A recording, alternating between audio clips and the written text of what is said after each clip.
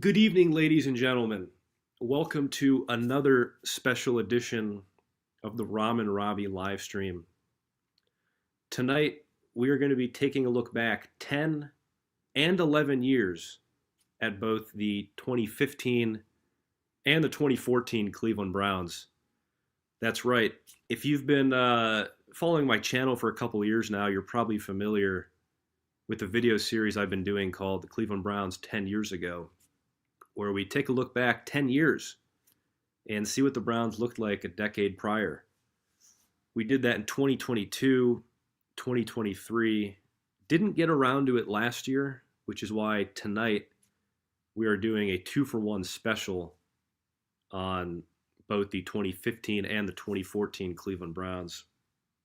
So sit tight. We have a jam-packed show, a lot on the format.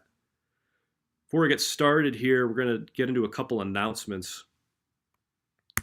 So first, I am on Instagram. I have not promoted this very much, mainly because I just really haven't posted many videos since then. But I'm on Instagram, ramen_Robbie. You're going to want to follow me there. I'm posting a lot on there these days, a lot of post-game reaction videos. Follow me on X at ramenrobbie95. That's old news. Also, new developments on the donation front. So we are no longer doing the Patreon. I have come to the conclusion that it's not fair to ask anybody to pay me a subscription, considering I don't upload nearly enough as I should. Like, I just went 6 months without a video before I posted that Ravens hype video. So it's not fair to ask anybody to continue paying a subscription. So shout out to all the loyal supporters over the years. There were some of you. I do appreciate that. Instead, it's going to be replaced with like one-time donation things like Cash App. So there we go right there, Ramen Robbie. I tried Venmo. I think Venmo is more popular, but I already have a personal Venmo account. And you can't use the same phone number twice on Venmo, I guess. So, and then also PayPal, you can scan this QR code and it should take you to my PayPal. But anyway, enough of that. I just wanted to point that out. I think that's a better method to, get donations in the future. Already asking for money. See, this guy, here we go. All right, but here we are. Start of the presentation, the 2014 Cleveland Browns. As always, we're going to start at the beginning of the offseason. So this is January 2014. And let's start by going over the regime. Who was in place? What was the regime at the time?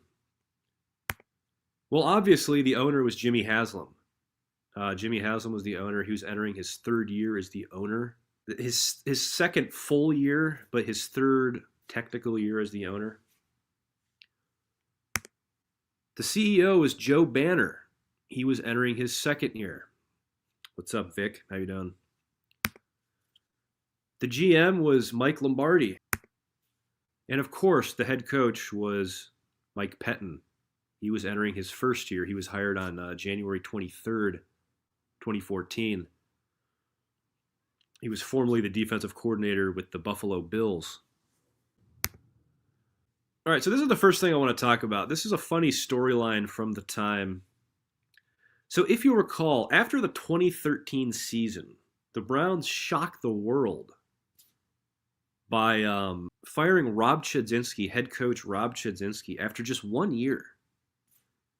And it was a shock, because Browns fans love firing coaches. We're seeing that right now with Stefanski. Everybody wants to run Stefanski out of town. And I'm not saying that's wrong, by the way, but Browns fans usually love firing coaches. But with Rob Chudzinski, everybody was kind of like, what the hell?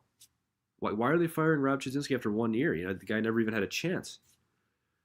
So it was a shock. And as a result, Haslam, Lombardi, and Banner got a lot of backlash for that move. So when they met with the media to announce this decision to fire Chudzinski, one member of the Cleveland media kind of put them on blast, kind of put the Browns front office on blast and asked them straight up, if the Three Stooges were running the Browns organization. So we're going to watch this clip here. Questions. Small sampling from our Facebook page, as you can imagine, blew up with the news last night. Real quick, this team remains an embarrassment, not only to the NFL, but the fans as well. We deserve better. Who really cares anymore? They have lost their fans trying to outsmart the rest of the league, and frankly, they've encouraged apathy instead of hope. And lastly, totally done with anything Browns. Haslam and his, these are their words, Haslam and his stooges, Banner and Lombardi, can pack up and get out of Cleveland. Jimmy, can you assure the fans, their words, not mine, that you don't have the Three Stooges running this operation? Yeah, listen, I feel really confident we have the right people to take this organization where we need to, okay? And I think what the fans need to understand is, and you all have heard me say on numerous occasions since we've been here about a year and a half now, we have the best fans in the world, okay? And I've said our fans deserve better. All right, then he just talks like a politician, but that was really funny. Cleveland media member kind of putting Jimmy Haslam on blast. And it's really funny. Like, people like criticized that media member, saying, "Oh, that's so unprofessional." Oh, he got a lot of crap for that at the time. But he was on the money. Totally on the money. Here we are, 10, 11 years later, and Jimmy Haslam is a complete stooge to the highest degree. So, anyway, just wanted to point that out. That was a funny thing from back then. And living up to the Three Stooges moniker, there's already a major shakeup in Berea. So, major shakeup. On February 11th, 2014, it is announced that Joe Banner and Mike Lombardi would be leaving. Officially, Banner stepped down and Lombardi was fired. As a result, Ray Farmer was promoted to GM. Ray Farmer, I don't even know what his position was. He probably was just a scout or player personnel or something. But the story goes that after Jimmy Haslam fired Banner and Lombardi, he just like walked down to Haslam's Ray Farmer's office. It's like, "Hey, you're the GM now." Brilliant vetting, Jimmy. Brilliant. But that's just kind of gives you an idea of the dysfunction that is in the walls at Berea, and still to this day.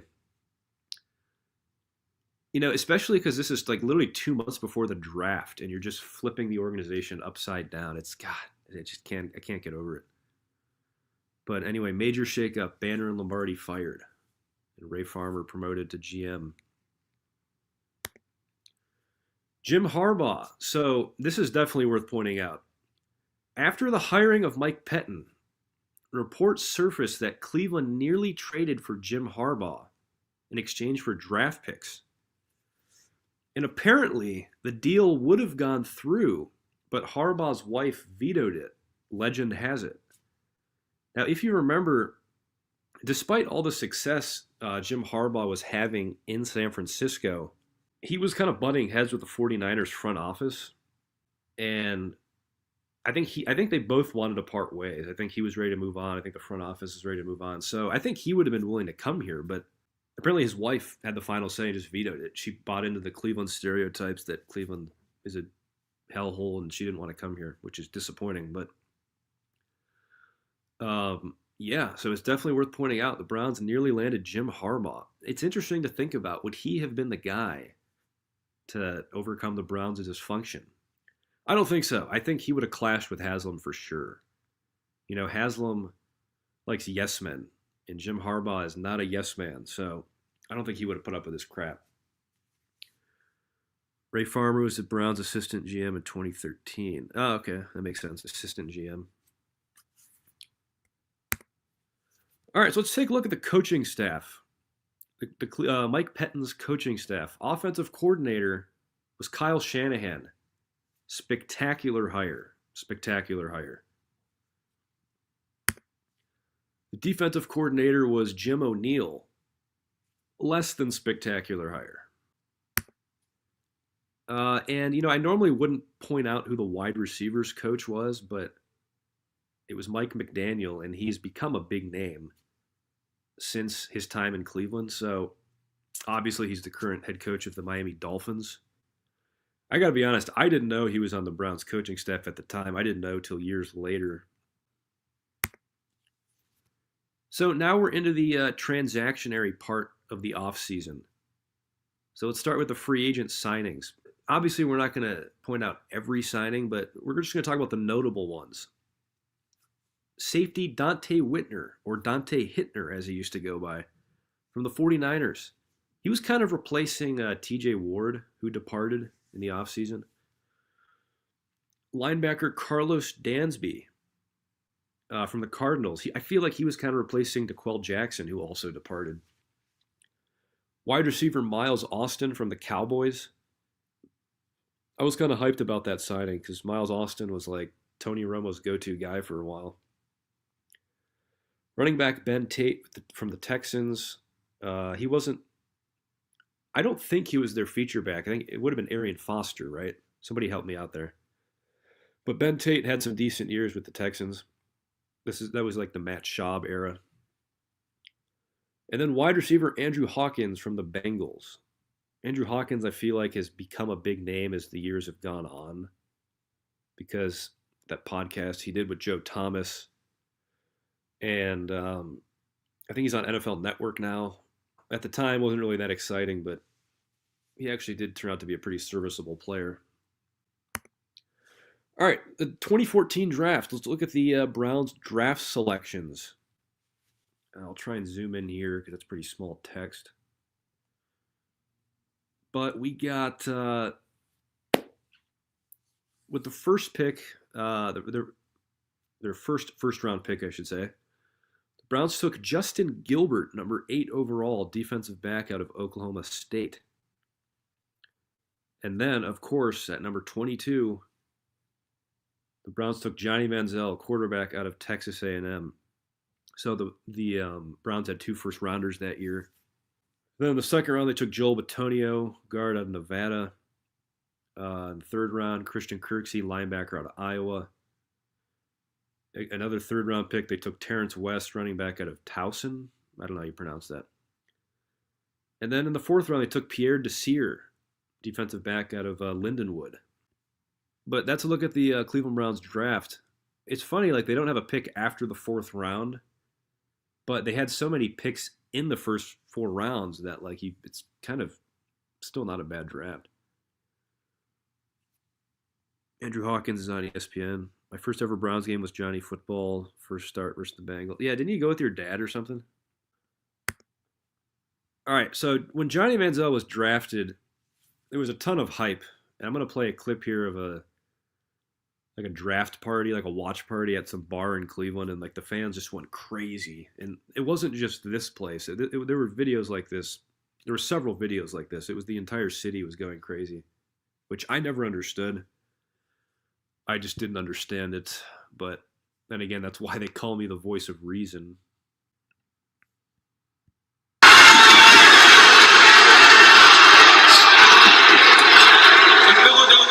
Have traded the 22nd pick to the Cleveland Browns.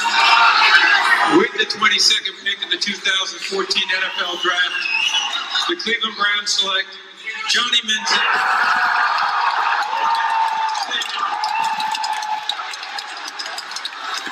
I remember it being more hype than that. I didn't watch that video beforehand, so maybe that wasn't as good as I thought. But long story short, there was a ton of excitement, which I just never bought into for a second. Yeah, so people were hyped about Manziel, including our very own Big Iron in the chat. He loved Manziel. Oh, spare me. All right, some storylines going into the year. So here's what people were talking about involving the Browns heading into the 2014 season. Obviously, like I just talked about, the Johnny Manziel hype. There was a ton of hype around Manziel. A lot of people were really anxious to see if he could be the one to turn the Browns around. People were also talking about Brian Hoyer coming back from injury in 2013. Because if you remember in 2013, Brian Hoyer was pretty hot. He won 3 in a row and then tore his ACL. And also he was from Cleveland, so that added a lot of excitement too. There was a little mini quarterback controversy between Manziel and Hoyer, but Hoyer was eventually named the starter. By the way, Big Iron, is Big Rob going to be joining us in the chat because we have an inside source to the 2014 Browns, as you know. We could use Big Rob's input here, or his insight. Anyway, the last storyline was Josh Gordon was suspended the full season for violating the NFL's drug policy again. It was later reduced to 10 games, but he was suspended yet again. And it's weird because they announced it like right before the season. So it was kind of like a shock because it wasn't like it was in April where we had a lot of time to process it. It was like right before the season started. It was really kind of another like only in Cleveland moment there. This is an iconic image. This is from the preseason that year, Monday night game at Washington. Johnny Manziel flipping off the Redskins sideline. I just want to point that out. I think that's worth pointing out. I'm not endorsing the behavior, don't get me wrong, but it is something significant. And here's a personal anecdote. This is I want to bring up a personal anecdote here. So in 2014, that was my first year down at Ohio State main campus. And I watched probably 75% of the Browns games that year at this place called Woody's, which was located in the Student Union. Man, those are some good times. I remember I'd pop in there, get a couple slices of pizza, drink a pop, and the game would be on the big projector there. Man, if only I could go back. So when you're visualizing this live stream, you just picture me sitting there at this place called Woody's. Great establishment. I'm assuming it's still there. I don't know if it's still there, but the only reason I bring this up is, I like to interject with personal anecdotes when we do these kind of live streams. All right, so the 2014 season begins. And the Browns got off to a good start. They started 3-2. But boy, did a lot of things happen in those 5 games. And as a result, we're going to talk about all 5 of those games individually. So week 1, the Browns travel to Pittsburgh to take on their arch nemesis, in name only, I guess, Pittsburgh Steelers. The Browns fell short 30-27, but it was a really exciting game. The Browns fell behind 27-3 to start off. In fact, that was the score at halftime. It was 27-3. But they put together an amazing comeback, and they nearly won at the very end. In fact, they probably should have won. Also, this is the game that Antonio Brown kicked the Browns punter in the face, Spencer Lanning. So that's an image people have seen many times over the years. So it's worth pointing out that happened in this game. Anyway, we're going to watch the highlights from this game.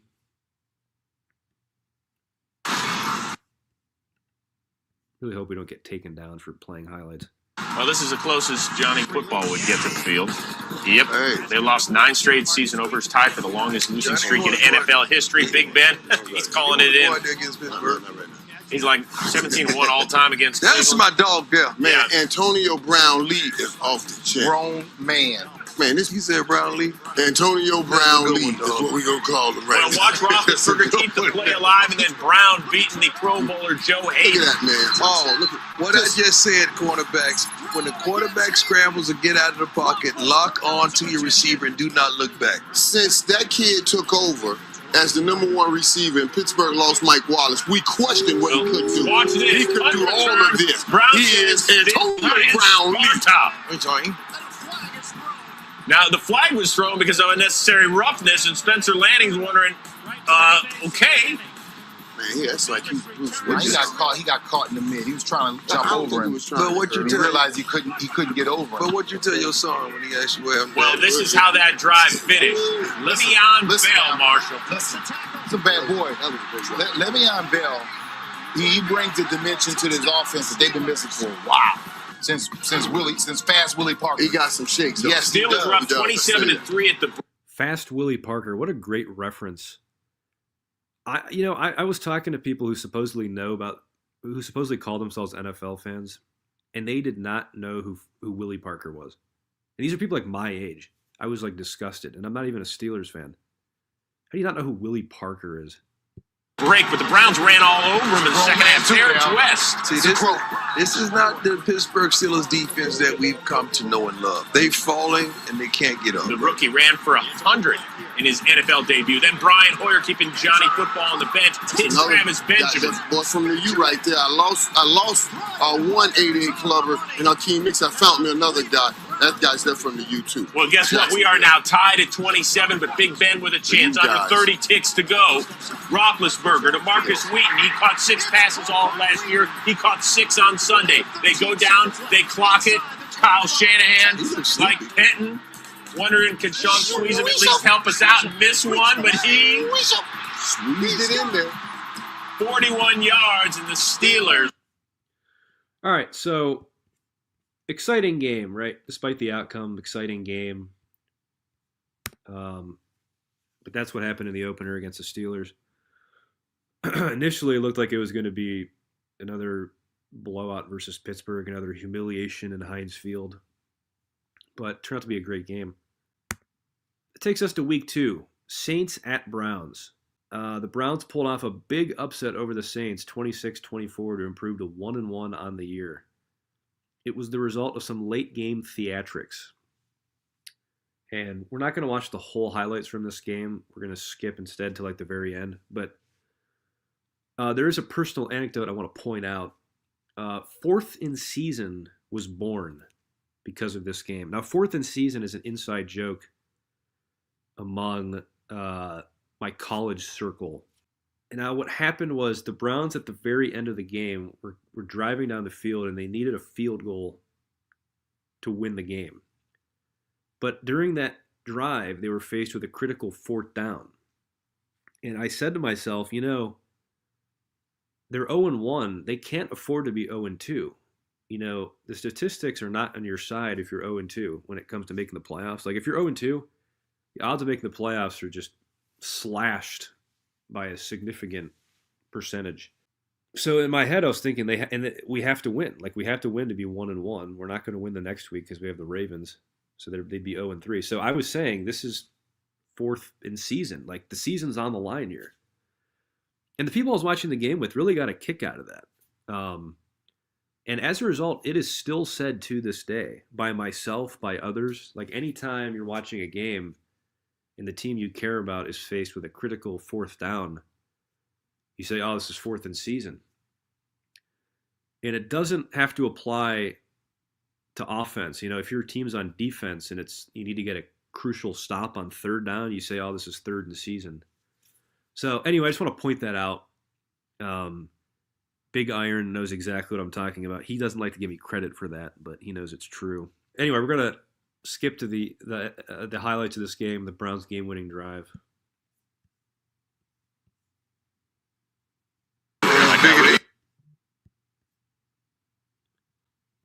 All right, anyway, we're going to skip the 155 here. Saints 23, Browns 24, 3:36 to play. 3 touchdowns so far for Ingram this year. Under 4 to go, huge play, 3rd and 5. Carlos Dansby with a sack of Breeze. So the Saints had to punt. Browns would start on their own 5-yard line. That gets to our Mercedes-Benz drive of the day. Mike Pettin looking on as Brian Hoyer facing a 4th and 7 with under 40 seconds to go. Hoyer doesn't have his Pro Bowl tight end, Jordan Cameron, so he hits Gary Barnidge. I believe that was the play right there, 4th and 7. For 10 yards, moving the chains. Yeah. Barnidge. Next play with the clock ticking, Miles Austin. What? He doesn't pull a handy. Right. He pulls this one in. Now watch it. Chris, y'all ain't right. Near the sticks, and then he goes out of bounds. So they would review the play to see whether or not he had possession. It was ruled a catch on the field. They don't overturn it, and they stop the clock with 15 seconds to go. After an incompletion, watch this one. It's a blown coverage or something in the Saints secondary because Andrew Hawkins is wide open. My God, 4th and long right there. This dude here is a little player, man. He had to turn around and get that thing, a whole bunch of things, but he got it right there in the presence of mind to make sure you call that timeout. We just won this game.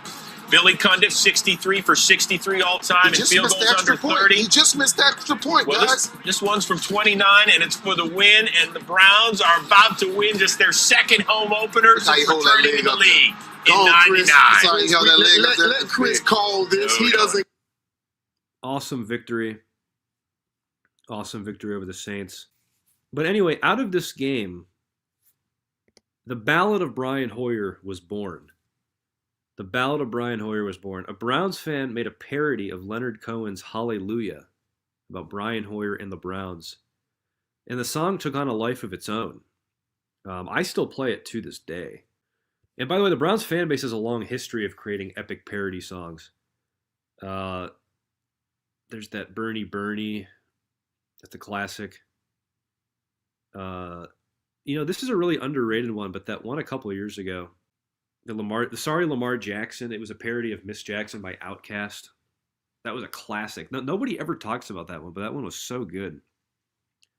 But anyway, we're gonna listen to the not the whole song, but just a little bit of it to give you an idea of what it was like. By the way, shout out to Sam Allard for putting together this masterpiece.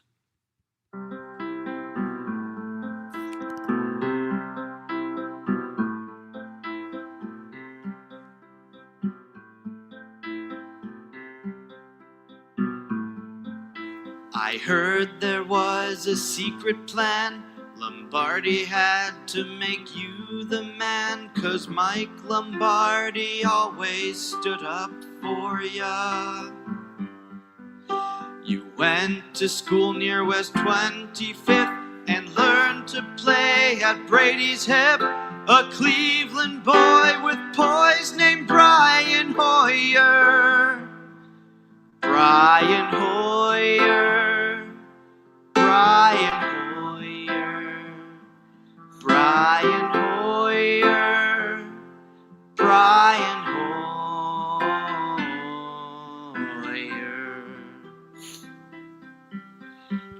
All right, so there you go. The ending is actually really funny, though. I want to play the ending. Bold to let a broken knee destroy ya. Brian Hoyer. Brian Hoyer. Brian Hoyer. Brian Hoyer. Brian Hoyer. Brian Hoyer. Brian Hoyer. Brian Hoyer.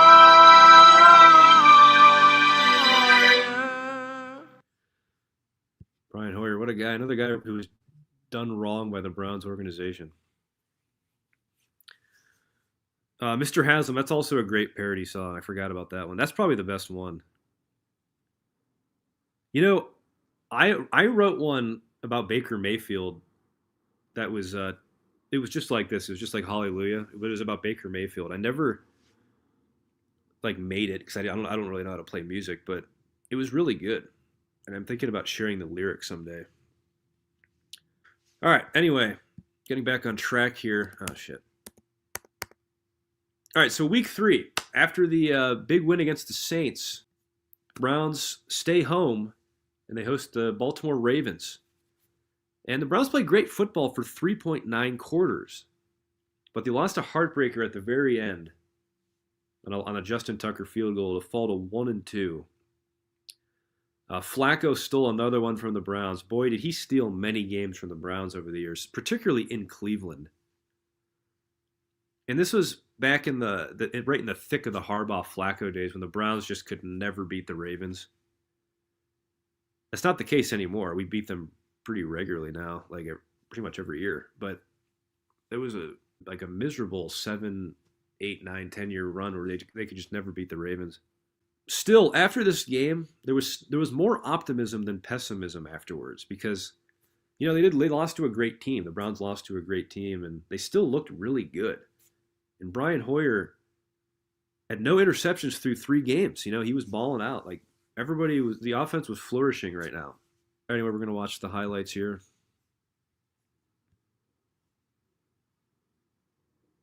Yeah, Another distracting week for John Harbaugh and the Baltimore Ravens, 1-1, taking on the 1-1 Cleveland Browns. And Johnny Manziel, we got the package in for him, right? So he ran 3 plays last week. 2 of them he handed off. Here he hands off to another rookie. Isaiah Crowell does nothing. And it looks like the Browns bench, the coaching staff, starts chewing out Manziel. They want him to come over. This is good. They're not happy with him.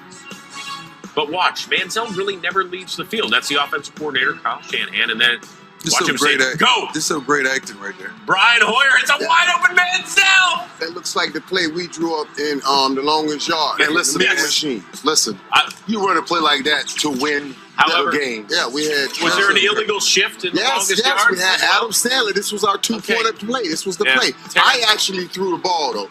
Yeah, we did that in longest yard. Right Terrence West called for an illegal shift. I threw it to Adam Sandler, just like that. Bite. Now, there you go. And playing the role of Adam Sandler will be Johnny number Football. 2. They look kind of alike there. There you go. No, All right, fourth quarter. It's a great play. Browns up 21-17. Billy Cundiff already missed from 50. This one from 36. Asa Jackson swats it away, and that's huge because it keeps it a 4-point deficit instead of a touchdown. That's straight effort right there, man. That's saying, hey, I am not going to just let this game get away. That's a good get off. That's That was what it it is. was a great That's a snap. lack thereof of effort on the Now Kick 90 to the seconds to ball go. Baltimore down 1 in Cleveland territory. Joe Flacco to Steve Smith, who beats the Pro Bowler Joe Higgins. That's what he is. That was a great release. Man, Mike, you that's what he You shows. scared me just now. That's how Steve Smith makes people. He's got scared. 200-yard receiving games and 3 Not games me, as a though. Raven. Oh, sorry. None last year with Carolina. That's violent. So now Justin Tucker from 32 That's what I yards heard out. when I walked in the hall. By the way, that's a Mandela effect. I could have swore the ball went through Joe Hayden's arms.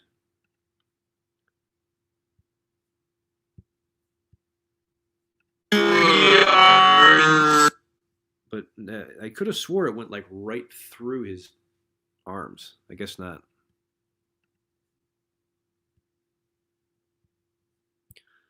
Anyway, Out. When I walked in the hall. Ravens lose Dennis Pitta to a dislocated hip. but like you see, even in a losing effort, Hoyer 19 of 25, 290, a touchdown, no interceptions. Like he was balling out, dude. Like the whole team was looking really good. It still hurt, but and that takes us to week 5. It takes us to week 5. So I'm laughing because the bullet point on the bottom.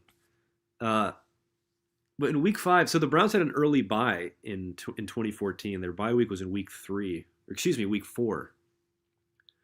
But in week 5, the Browns traveled to Tennessee to take on the Titans. And what a game this was. What a game this was. Browns win 29-28, but they made history. They overcame a 28-3 deficit to come back and defeat the Titans. It was a huge win to improve to 2-2. Because the difference between 1-3 and 2-2 is just astronomical.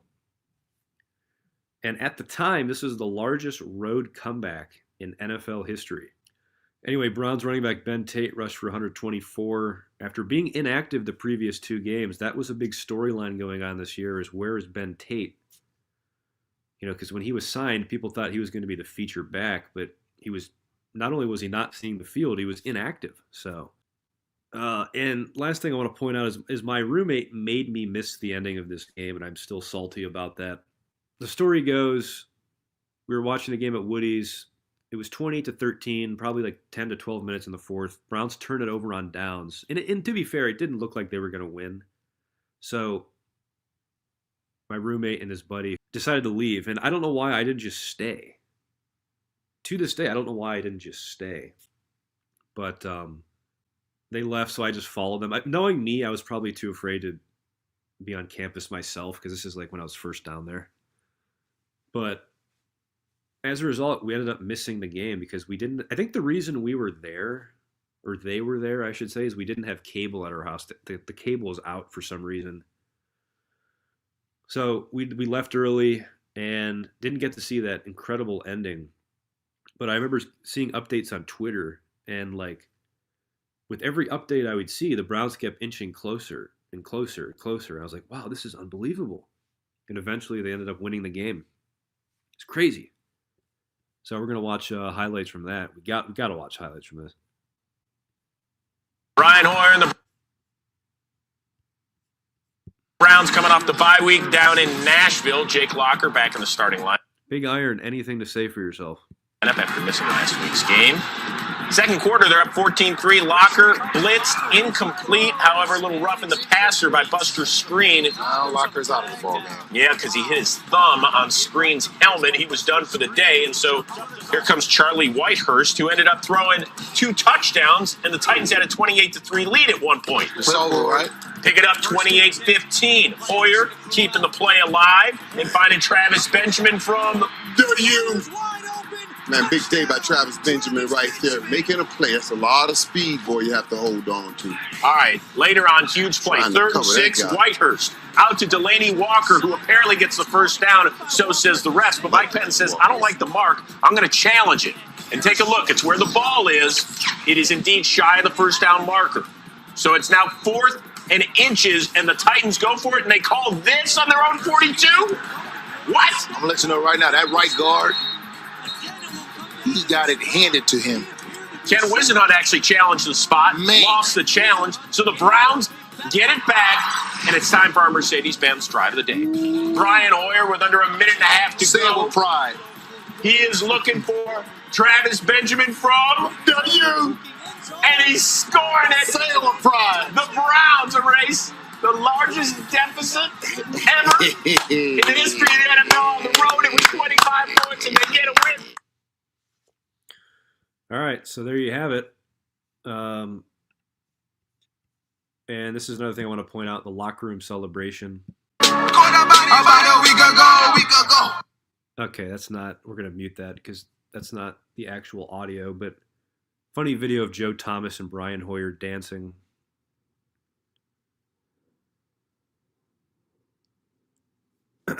But, yeah, I mean, the vibes were immaculate in Cleveland right now.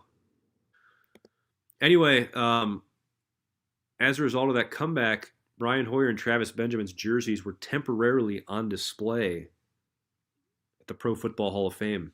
So that's pretty cool. That takes us to week 6.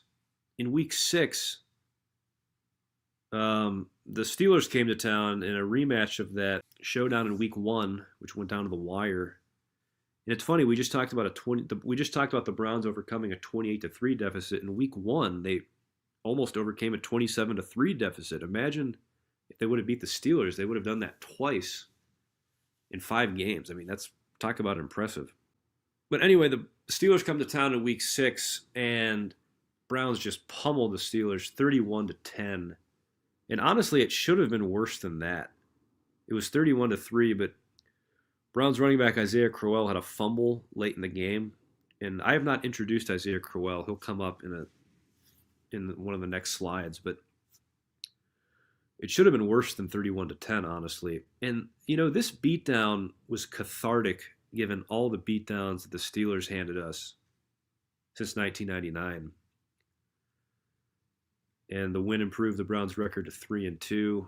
Sadly, Alex Mack, center for the Browns, suffered a season-ending injury, and it was a huge loss. Huge loss. And I'll talk about that more in a couple slides. But this snapped Alex Mack's consecutive snap streak. Most people forget that Alex Mack, like Joe Thomas, also had a consecutive snap streak. So anyway, we're going to watch the highlights from this game.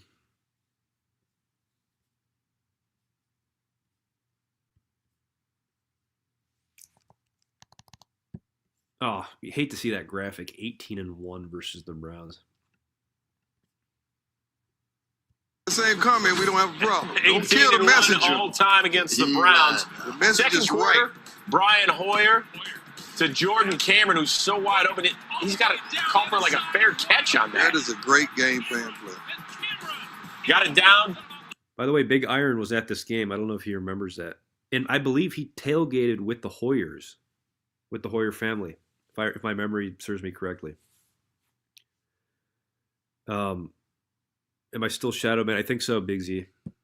To the 5, where Isaiah Crowell would then take it. This kid runs hard, LT. He does run hard, man. He's hungry. That's what I like to say. And none of 11 us thought carries. Hoyer would even be in there right now. So we got to give some love to Hoyer, man. Well, He is balling. you can't on this throw to his Pro Bowl tight end. Look at this, dropping He it is in. balling, man. That's nice. Beautiful.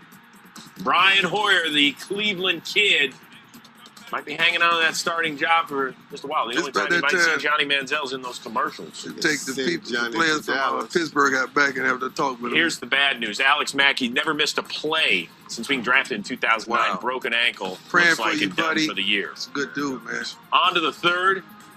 Big Ben looking for Heath Miller, gets tipped and then busts a screen, picking it off. Yeah, they did not look at all like Pittsburgh today. Pittsburgh ain't look like Pittsburgh all year. Or maybe Cleveland just looked like Cleveland as Ben Tate had 2 touchdowns on the ground. The Browns have the same record as the Seattle Seahawks, and their 2 losses are by a combined 5 points. Just saying. Just saying. Wow, beatdown of the Steelers doesn't get any better than that. So a big reason the Browns were having such a good start to the season, at 3-2, was the offense was flourishing. The offense was flourishing under Kyle Shanahan, under the tutelage of Kyle Shanahan, the offensive coordinator. Hoyer was balling out. Brian Hoyer was just balling out, taking very good care of the football. He had just one interception through 5 games. And he had a very high completion percentage, too. Rookie running backs, Isaiah Crowell, who I'm now introducing for the first time, who was an undrafted free agent, and Terrence West, who we talked about earlier when we were going over the draft picks. The 2 of them were running the ball beautifully, and they were splitting carries between each other, and they were just having a lot of success on the ground. A lot of that was because of Kyle Shanahan's classic zone blocking scheme. It seemed like every run play was just a toss sweep, and there'd be some gaping hole. I mean, it was just working like clockwork, And also, Brian Hoyer and Andrew Hawkins were developing, dare I say, a deadly combo. In those first 5 games, Brian Hoyer and Andrew Hawkins were really had some great chemistry there. And I remember tweeting at the time, a funny tweet like, Montana to Rice, Culpepper to Moss, Hoyer to Hawkins. But anyway, to recap, the offense was a big reason the Browns were flourishing at this point, because Kyle Shanahan was just such a genius. And they had great personnel, And here's a graphic that kind of backs that up. You see their offensive rankings, 4th in rushing, and they had a top 10 overall defense, 9th overall, offense. Their offense was ranked 9th overall, so yeah, they were really firing on all cylinders. And I would be crazy not to bring this up too. The offensive line was a huge part of the success. I mean, Joe Thomas, Joel Bitonio, Alex Mack, Mitchell Schwartz. I mean, that is just unbelievable. I've joked many times that line could guard the U.S. border. So they were also a huge reason the Browns were having such a great start to the season. But the Alex Mack injury. So I promised to talk about this more in depth, and we're going to do that right now. The Alex Mack injury was when things changed. Things changed after this point. If you paid close attention, because the Browns did continue to win for a little while, but they weren't winning the same way, and they didn't look quite the same. And in my opinion, it can all be traced back to that Alex Mack injury. But moving on. So in weeks 7 through 9, the Browns go 2-1. They go 2-1. But this is where the change in play started to get noticed. So it started at Jacksonville in week 6, or I guess that's week 7 because they had a bye week. But at Jacksonville in week 7, the Browns have a big reality check. Pitiful performance. The Jaguars were winless at this point, and the Browns looked nothing like they did the first 5 games of the year. It looked like a completely different team. They just looked lost, and very ugly loss. Very ugly loss. In fact, we're going to watch the highlights from that game just to give you an idea of what happened. Jaguar.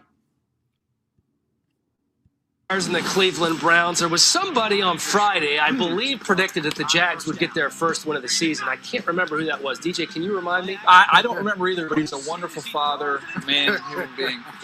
Doesn't take long for DJ to get him all. Who took over for Mac? I think it was John Greco. But then it was somebody else, too. I don't know. I think they used more than one guy. Buttered up, LT, you know what I mean? And look what we have here. That wasn't ideal.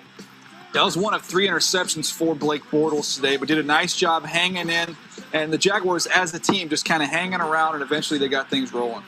Well, here come Brian Hoyer and the Browns over to Andrew Hawkins for a 16-yard gain. That led to a Billy Cundiff 22-yard field goal. So the Browns go up 6-0. Blake Bortles, again, picked off this time by Tashawn Gibson. That's his second one of the day. It's their 5th straight game with multiple giveaways. And Brian Hoyer trying to make him pay here to Jordan Cameron, but it's incomplete. The Jags are going to take over on the 24. That was 4th and 1. Kind of a risky play there. Yeah, why not just run it? Well, Tate? They got 3 running backs. You know, Bortles wasn't going to be throwing interceptions all day long. Finds Clay Harbor here for a 24-yard gain. And Clay Harbor, somebody else around in Philadelphia, really had a nice year. The last couple weeks we've seen him. He's very athletic. He's kind of an H-back more than a tight end.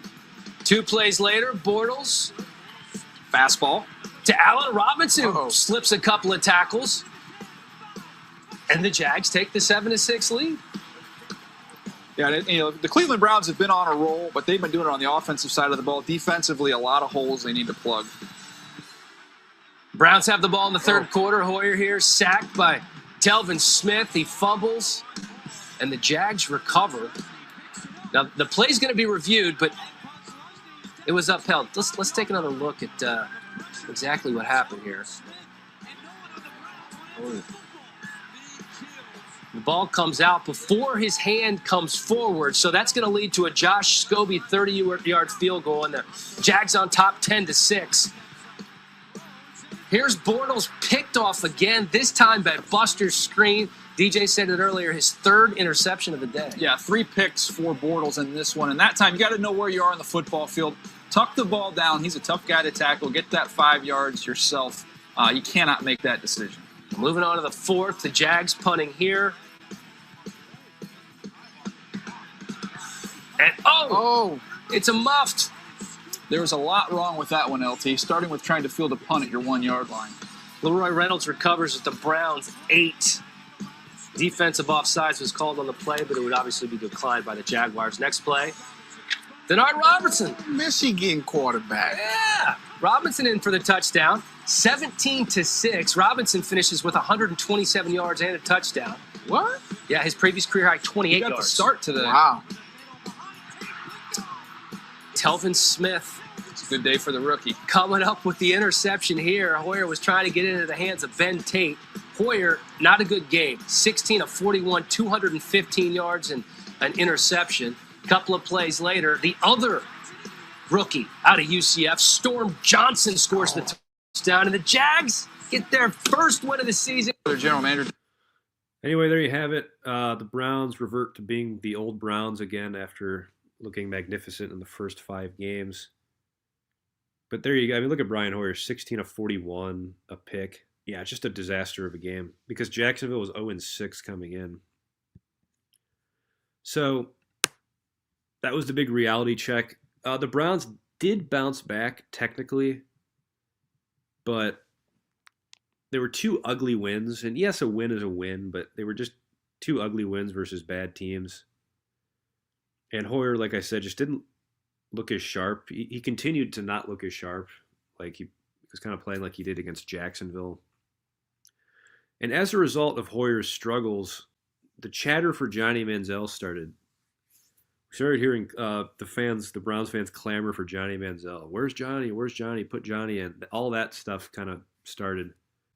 Anyway, even though they were ugly wins, the Browns still were 5-3 after 8 games. So, you know, I mean, if I would have told you they would have been 5-3 after 8 games, I think you would have taken it to the bank.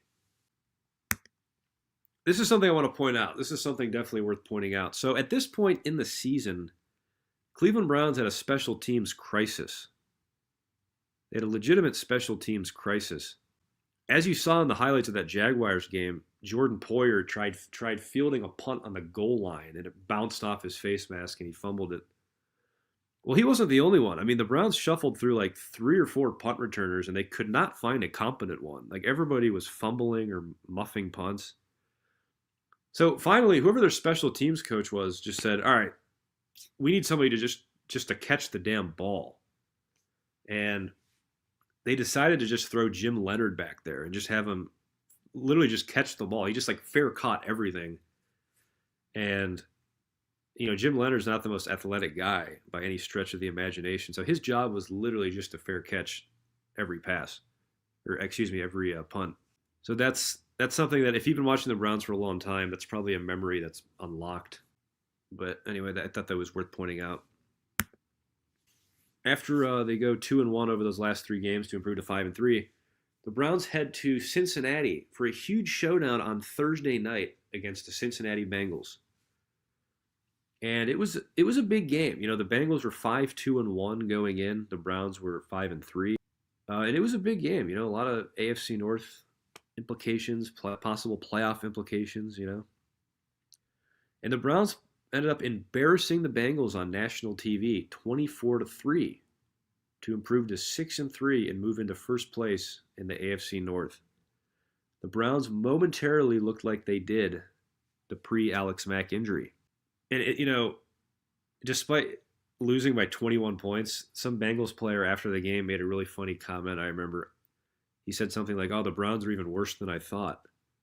I don't know who it was. I think it might have been Giovanni Bernard.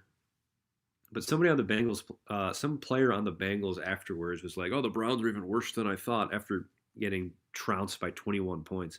But anyway, it was just a glorious Thursday night. I remember it very well. And, you know, this was one of the fake turning points. In the 21 years I've been watching the Browns, there have been, I think, 3 or 4 fake turning points where, like, I was just watching them and I was like mesmerized at what I was seeing, and I was thinking to myself, my God, they're really on the verge of turning the corner here.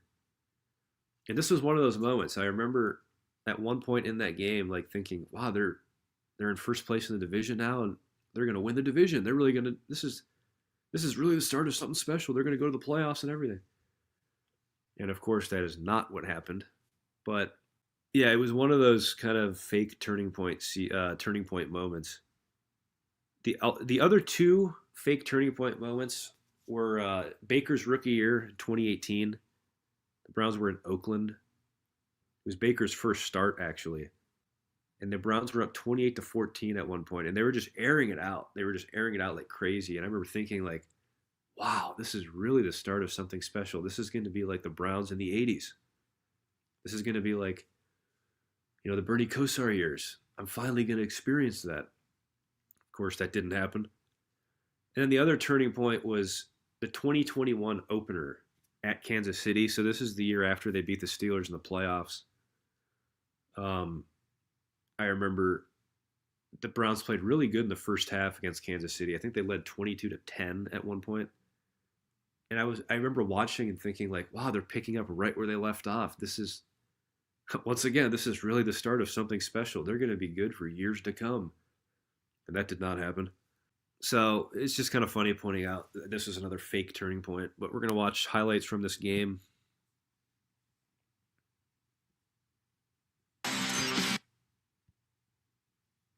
Nice moment. Bengals defensive lineman Devin Still's daughter Leah attending her first NFL game. Leah Little from the sale of Devin Still's jersey. First quarter, Andy Dalton not having a great night from the get-go. Picked off by Craig Robertson, who returned to about 15 yards. This just wasn't a good throw. One of several bad throws on the night for Dalton. Well, it looks like either the tight end stopped running or Andy Dalton thought he was going to be in a different place. Either way, it was an interception by Robertson. Great read on his part. Reading the quarterback, making a great play. That would lead to a Ben Tate touchdown. Bengals next drive. Dalton looking for a Mohamed Sanu, overthrows him badly. Marvin Lewis saying, I don't think Give my him a quarterback shot. That's has what it he's tonight." saying. 3rd and 15 next. Now, this was bad. It showed absolutely no awareness on Dalton's part. He's about 5 yards unbelievable. past the line of scrimmage. I forgot about that play. We got to watch that one back. Oh boy, the red rifle or the beige water pistol, as Colin Cowherd would call him. 3rd and 15 next. Now, this was bad. It showed absolutely no awareness on Dalton's part. He's about 5 yards past the line of scrimmage. Gets a penalty for an illegal forward pass, but he said things would be okay. Everybody just chill. I'm a big part of it. I'm going to relax too, but we're fine. We're in this game. Nobody stress. Nobody push. Nobody do anything. Just be us. That's all we need, all right? Let's go. Boy, he is not a leader. All right, pep talk coming from Dalton. Dalton here throwing it at Paul Kruger's feet. He had a completion percentage in the first half of 31%. Is that good, Dan? That's not good. That's a Okay. career low. Gotcha. Second quarter. No, not yet. Browns have the ball up 7-3. Stop it, Willie. This was good. Travis Benjamin just squirting through that Bengals defense. 1st and goal for the Browns. 2 plays later, Isaiah Crowell takes it over Give it for to the him. 2-yard touchdown. Browns take a 14-3 lead. Talked about that running game. They've got 3 backs. They just keep bringing them after you, one after another. Third quarter, nothing going right for the Speaking about Bengals. big Marvin hit. Lewis, look out. Don't hit your own head coach. Drake Look how he Kirkpatrick. look how he got him. What number was he? What number was he? You're gonna have a pink slip in your locker tomorrow, Dre. Later in the third, Brian Hoyer to Gary Barnage for a 28-yard gain. I love First the and pass, goal, Dan, Browns. but that catch, spectacular, Gary. 3 plays later, Terrence West up and over. Across the plains. Yep. That's all that matters. He fumbled after he crossed the plane. Take another look at the extension from West here, guys. As long as it touches Not the yet. white, and you'll see the There it is. extension, and then the helmet. That's all that matters. Browns up 24-3. West had 26 carries for 94 yards in that touchdown. Later in the fourth, Terrence West. Devin Stills. This is one of the highlights, the lone highlight probably for the Bengals all night. Devin, big hit. And Leah up cheering in the box. The Browns That win was it my daddy. 24-3. Leah proud of Pops. The Bengals, though, didn't have. So yeah, wonderful performance, a thrashing of the Bengals. The score probably should have been worse. All right, moving on. In weeks 11 and 12, the Browns would split the next 2 games. Unfortunately, that Bengals game wasn't a turning point as far as like chemistry was concerned. They did not rediscover their pre-Alex Mack injury selves. The first game at home against the Texans, the Browns lost 23-7. Not going to show highlights from that game. It's a rather boring game. The only thing noteworthy is I believe J.J. Watt had a touchdown. Yeah, and then after that Texans game, Ben Tate was cut. The Browns cut ties with Ben Tate, who was growing frustrated with his role. You know, when he signed with the Browns, I think the expectation was that he was going to be the feature back, but he found himself sitting behind Isaiah Crowell and Terrence West, so he was growing frustrated with his role. And like I talked about earlier, was inactive a lot. So the Browns just cut ties with him. Another Browns free agent signing that just inexplicably like doesn't work out. And not only doesn't work out, but it's just like a miserable failure. You know, Dwayne Bowe, Kenny Britt, Jadeveon Clowney to a lesser extent. But I feel like there have been so many of those examples over the years. Anyway, then the next week at Atlanta, the Browns win 26-24 at the buzzer. It was on a last-second field goal. That was the game Josh Gordon returned from suspension. Josh Gordon returned from suspension and had a big game. I believe he had over 100 yards. And like I said, the Browns won at the end. But what was interesting was, despite the Browns winning and improving to 7-4, the calls for Manziel got louder, perhaps the loudest they ever were at this point. And it drove me crazy because the Browns were 7-4 for the first time in 7 years. And everybody wanted a new quarterback. You know, make it make sense. Just didn't make any sense to me. Typical Cleveland, right? Everybody just wanting the backup quarterback. But anyway, we're going to watch highlights from the Falcons game here. Welcome back, Josh Gordon, from a 10-game suspension, making his season debut in Atlanta. He was wide open a bunch of times, and Brian Hoyer just was throwing everybody's wide passes. open against Atlanta. You was wide open against Atlanta. I wouldn't have caught it either. You'd have caught it. Nah. You just had to be a hand down. All right, so end of the first half, Billy Cundiff trying it from 60. Don't do it. That's a bad idea with Devin Hester back there. Mama, here come that man. Now, this is the best that ever did it. I love Watch the Josh speed. Gordon. Look at can you see the speed? I'm going back. Like he's floating, man. How about the guy that catches him? That's starting guard Joel Bitonio, the second-round pick out of Nevada. Antonio told his kids, I'm talking to Devin Hester. Good job, Dad. Man, they can't walk all week now. All right, on to the fourth. Now, here's where things get a little crazy. Brian Hoyer. Why are you dropping back that far?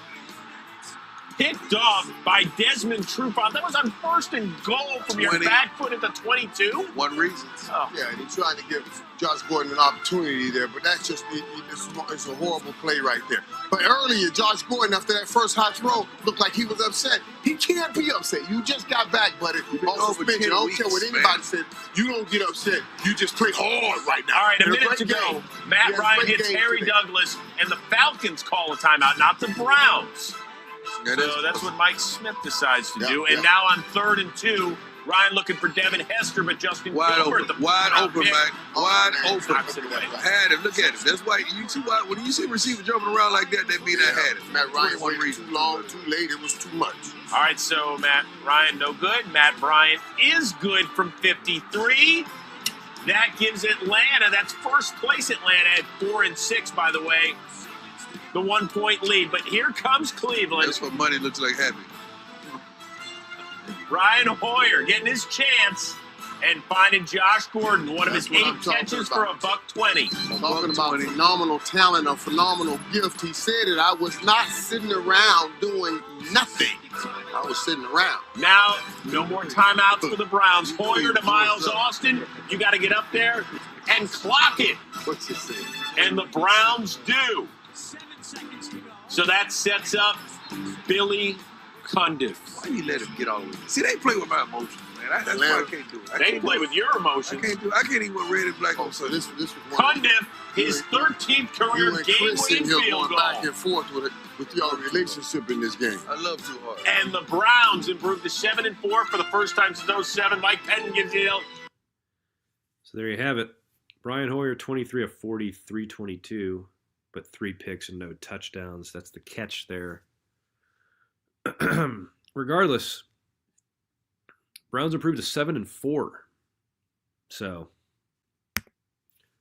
and it's worth pointing out the AFC North was just extremely competitive, as it is every year. But in 2014, I mean, it was just on another level.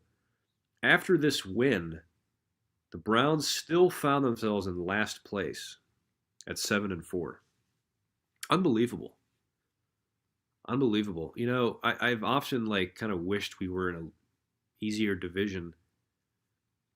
But, you know, if push came to shove, I don't know if I'd actually want to leave the AFC North because I do really like the history. I like the rivalries and the history we have with these teams and stuff. But still, man, it's almost unfair playing in this division, especially when you're an organization as crappy as the Browns. Anyway, in weeks 13 and 14, the Browns dropped the next 2. They dropped the next 2, and they fall to 7-6. First game at Buffalo, they lose 26-10. Again, just like the Houston game earlier, a really boring game. There's no need to watch highlights from the whole game. I remember it was 3-0 at halftime. The only thing worth pointing out is that Johnny Manziel saw his first action. Johnny Manziel would see his first action due to Brian Hoyer's continued struggles. Hoyer was yanked in the 3rd or 4th quarter, I believe, and Manziel came in and led the Browns on a touchdown drive.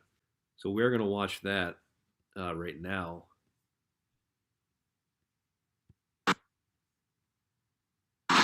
Remember last week's game snowed out, moved to Motown. Who had Cleveland winning this? Cleveland did not have a chance. Warm up on the sideline. You know what that means. Somebody's going to warm up on the sideline. Oh, yeah. Uh-oh. Uh-oh. Yeah, Is it time? It's money time. Seeing snaps for the first time since week What a dollar 2. sign. Oh, even the king is chiming in and watching this Here one. we go. Manziel ripping it to Josh Gordon, one of his 7 catches.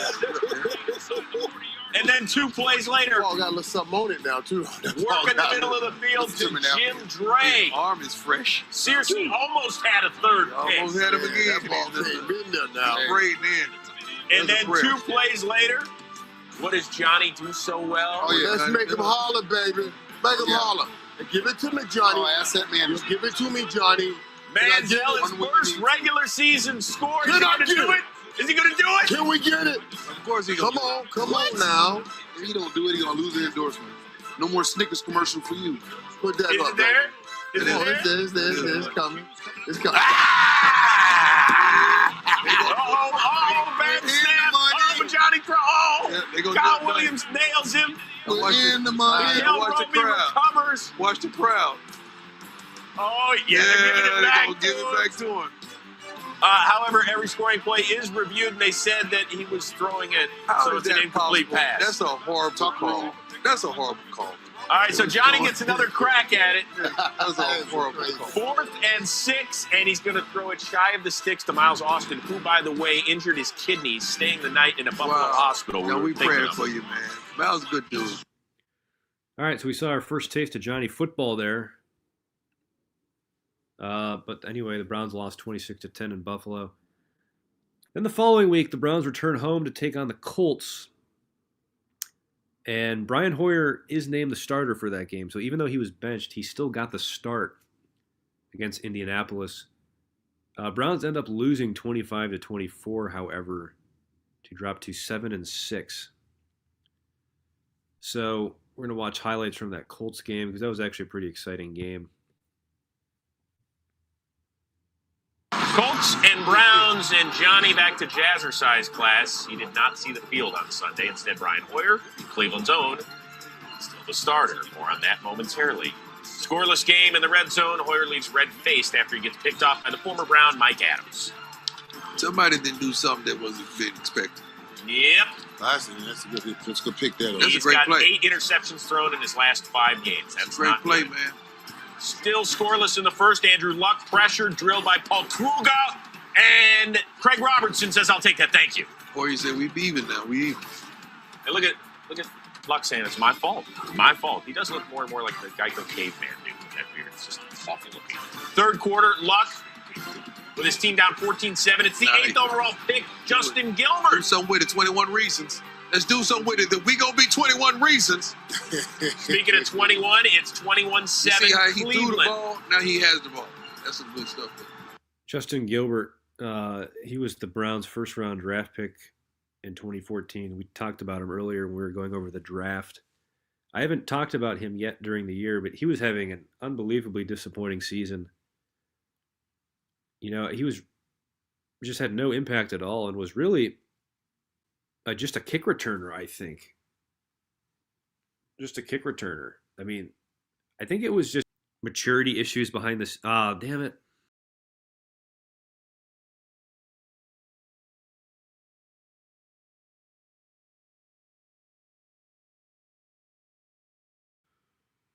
All right. Sorry, everybody. We got knocked off the air for copyright infringement there. That's extremely disappointing, but and going forward, I guess I won't be able to show many highlights. They'll have to be few and far between. That's disappointing. Anyway, so we left off talking about the Colts game. And anyway, the Browns ended up. We didn't get to finish the highlight. So I'll just tell you what happens. I actually don't even remember what happens. I just know the Browns lost 25-24. I know they did have the ball at the very end, and they were just chucking Hail Marys. Brian Hoyer was trying to hit Josh Gordon, but didn't work out. Browns lose and fall to 7-6. And yeah. So after that game, Johnny Manziel is named the starter. So finally, Johnny Manziel is named the starter. It was heading into a huge Week 15 matchup versus the Bengals. Huge matchup versus the Bengals. And really the playoffs were on the line. In this game. At 7-6. in that highly competitive division, the Browns could not afford to drop another game. And it would later come out that the decision to go to Johnny Manziel came from ownership. This was actually an ownership decision. So classic Jimmy Haslam meddling. And it was a disaster. It was a disaster of epic proportions. In week 15, the Browns fall to the Bengals 30 to nothing. They get boat raced 30 to nothing. Johnny Manziel could not have been more of a disaster. He was 10 of 18, 2 picks, 80 yards, 27.3 rating. Just a disaster. And of course, it later came out that Manziel did not know a shred of the playbook. I mean, literally, if I would have been given the playbook 2 hours before the game and was told to memorize as much as I could, I would have known just as much, if not more, than Johnny Manziel, who had been there for, 9 or months at this point. Anyway, Browns were eliminated from the playoff race as a result. Fell to 7-7, and that was it as far as any postseason aspirations. Again, I can't watch highlights because the stream just got knocked down for copyright infringement, so we can't watch video highlights. That's so disappointing. I should have been more selective. Instead of showing highlights for all these games, I should have shown like 2 or 3 games from the year. But anyway, closing things out in the 2014 season in weeks 16 and 17, Browns were at Carolina. They lost 17-13. That Johnny Manziel got the start again at Carolina, but he got injured and left the game. And it later came out, he's later admitted that he desperately wanted to leave the game because he just had no idea what was going on. He was so unprepared that he's like, get me out of here. So he may have even faked an injury. Brian Hoyer came in, but it wasn't enough. He couldn't save the day. The Browns ended up losing 17-13 to fall to 7-8. And then the season finale at Baltimore, Browns end up losing to the Ravens 20-10. But Johnny Manziel nor Brian Hoyer got the start in this game. Both were injured. And as a result, the Browns had to call on undrafted free agent Connor Shaw out of South Carolina. He got the start week 17 at Baltimore. Browns ended up losing 20-10, but it was actually a pretty good game. I must say. But there was kind of an ugly storyline going into the game. Johnny Manziel threw a party the Friday before, and Josh Gordon was in attendance. Josh Gordon, like the most notable person in attendance. I think Justin Gilbert may have been there. And I think as a result of this party, there were some suspensions on or something. Because I think the party caused them to miss team obligations, like meetings and stuff. So kind of an ugly storyline going into the game at Baltimore. Again, I wish we could watch the highlights from this game because the Browns played pretty well. They led most of that game. They led 10-3 most of the game, but then lost. In the last 8 minutes, the Ravens just flipped a switch and scored 17 unanswered points. But yeah, again, unfortunately, we can't watch highlights. And that was a wrap on the 2014 season. So taking a look at the standings in the AFC North that year, very competitive division, just like 2023, which somebody pointed out earlier. Just like 2023. Browns in the basement, unfortunately, at 7-9. If you're wondering why it says the Bengals were 10-5, it's because they also had a tie, but for some reason this wasn't showing ties.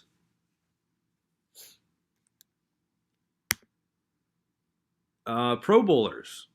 So Browns had some Pro Bowlers this year. Safety Tashawn Gibson made the Pro Bowl. Of course, legendary left tackle Joe Thomas made the Pro Bowl. Joe Hayden made the Pro Bowl. And this was when Joe Hayden was in his true prime, in my opinion, with the Browns at least. Joe Hayden's true prime was 2011 to 2014, before the injuries kind of started to creep in.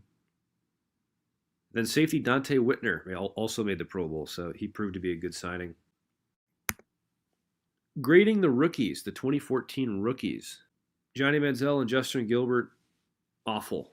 And I think the stream went off air when I was starting to talk about Justin Gilbert, but Justin Gilbert was a disaster. He hardly saw the field. He was mainly just returning kicks. And the reports were that he just had major maturity issues. He had all the talent in the world, but was just extremely immature. And I think he was just in Mike Pettine's doghouse or something. So he was awful his rookie year. And of course, Johnny Manziel was a train wreck, as we talked about. Joel Bitonio, the guard out of Nevada, who we all know and love today, he had a great rookie year. Definitely looked like an offensive lineman of the future. Christian Kirksey, linebacker out of Iowa, he looked good, and Christian Kirksey would become a player that Browns fans would know and love, come to know and love. It really bothers me when he left the Browns, and I think after the 2020 season, and he came back with the Texans, and the Browns fans booed him. That was the Baker Mayfield shoulder injury game. But I remember the Browns fans booing him, which kind of bothered me. Like, why are you booing Christian Kirksey? I just didn't understand that. Terrence West, rookie running back, who we talked about a little bit earlier, who he was splitting carries with Isaiah Crowell. You see the both of them both had like 600 yards. That's like 1,200 yards between the two of them. That's really good. Both averaged just about 4 yards a carry.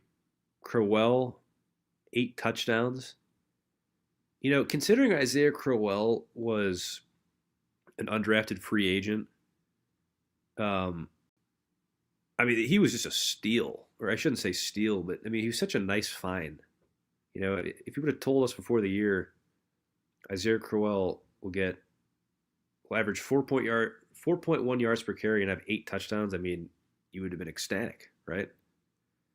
And Terrence West also contributed, but Terrence West showed promise, but there were issues behind the scenes. He had, just like Justin Gilbert, I think there were maturity issues. And this is kind of a spoiler, but Terrence West was gone the next season. Terrence West did not come back for the 2015 season. So it appears some bridges were burned inside the Browns facility in Berea because they cut ties with the very talented rookie back.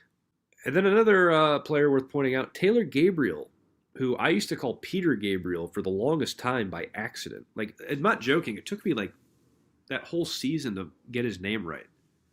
He was an undrafted free agent wide receiver, very similar build to Andrew Hawkins, really a short guy, undersized. But he ended up having a good year, 36 catches, 621 yards, and a touchdown. Again, for an undrafted free agent of his size and stature, if you would have said, yeah, he'd get you 36 grabs, you would have taken that to the bank. So, anyway, that's a quick look at the rookies. Grading the free agents. Free agent signings. So, Miles Austin, 47 grabs, 568 yards, 2 touchdowns. You might have liked to have seen him like produce a little more, like maybe have like 60 grabs or something. But I remember being impressed with Miles Austin his rookie year, and sometimes stats can be deceiving. I think this is one of those instances. He was really just like a veteran presence on that team, like a possession receiver, and I thought he did his job. I have nothing wrong with. I have no problems with Miles Austin's production in 2014. Andrew Hawkins, the wide receiver from the Bengals, he had a damn good year. 63 catches, almost 1,000 yards, 2 touchdowns. And you'd like to think if the Alex Mack injury never happened, he probably could have got 1,000 yards if he would have kept rolling with Hoyer and that offense would have kept rolling. Ben Tate, disaster, as we talked about earlier, just total disaster. And then Dante Whitner made the Pro Bowl. So that was proved to be a good signing. Other miscellaneous things here. Josh Gordon, who came back after his 10-game suspension, didn't really do a whole lot. 24 catches, 303 yards. I guess considering you played only 6 games, I guess that's not awful, but I remember distinctly, though, he really, besides that Falcons game, he really didn't do anything. Then Brian Hoyer, you see his numbers, not spectacular. But obviously that was not his fault. It wasn't all his fault, I should say. he had to deal with the Johnny Manziel circus, the fans, chanting Johnny Manziel, wanting to see Manziel every time he threw an incomplete pass. And that does matter. I've heard quarterbacks say that. I think Kelly Holcomb said that when I interviewed him. He said, when you're worried every incomplete pass you throw, you're going to get yanked. It kind of messes with your head. So Hoyer was dealing with that. He was also dealing with the front office not supporting him at all. In fact, the owner, it went as far as the owner. Like Jimmy Haslam was openly against. When I say openly, I mean in the locker room, openly against Brian Hoyer. It was ridiculous. All right, we hit an intermission. We hit the intermission. Now I'm going to take a little water break and stretch my legs and whatnot. But I'm going to play a clip for you all. It's a clip from First Take, the show First Take with Skip Bayless and Stephen A. Smith, where they're talking about the 2014 Browns and the dysfunction that existed in the organization at the time and still to this day. So while I take a break, we're going to watch this clip. Organization. I think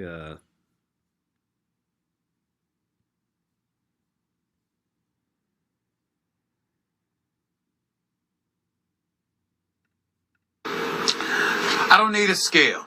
It's disastrous. It may be the worst situation in football as we speak because everything doesn't get measured by your record.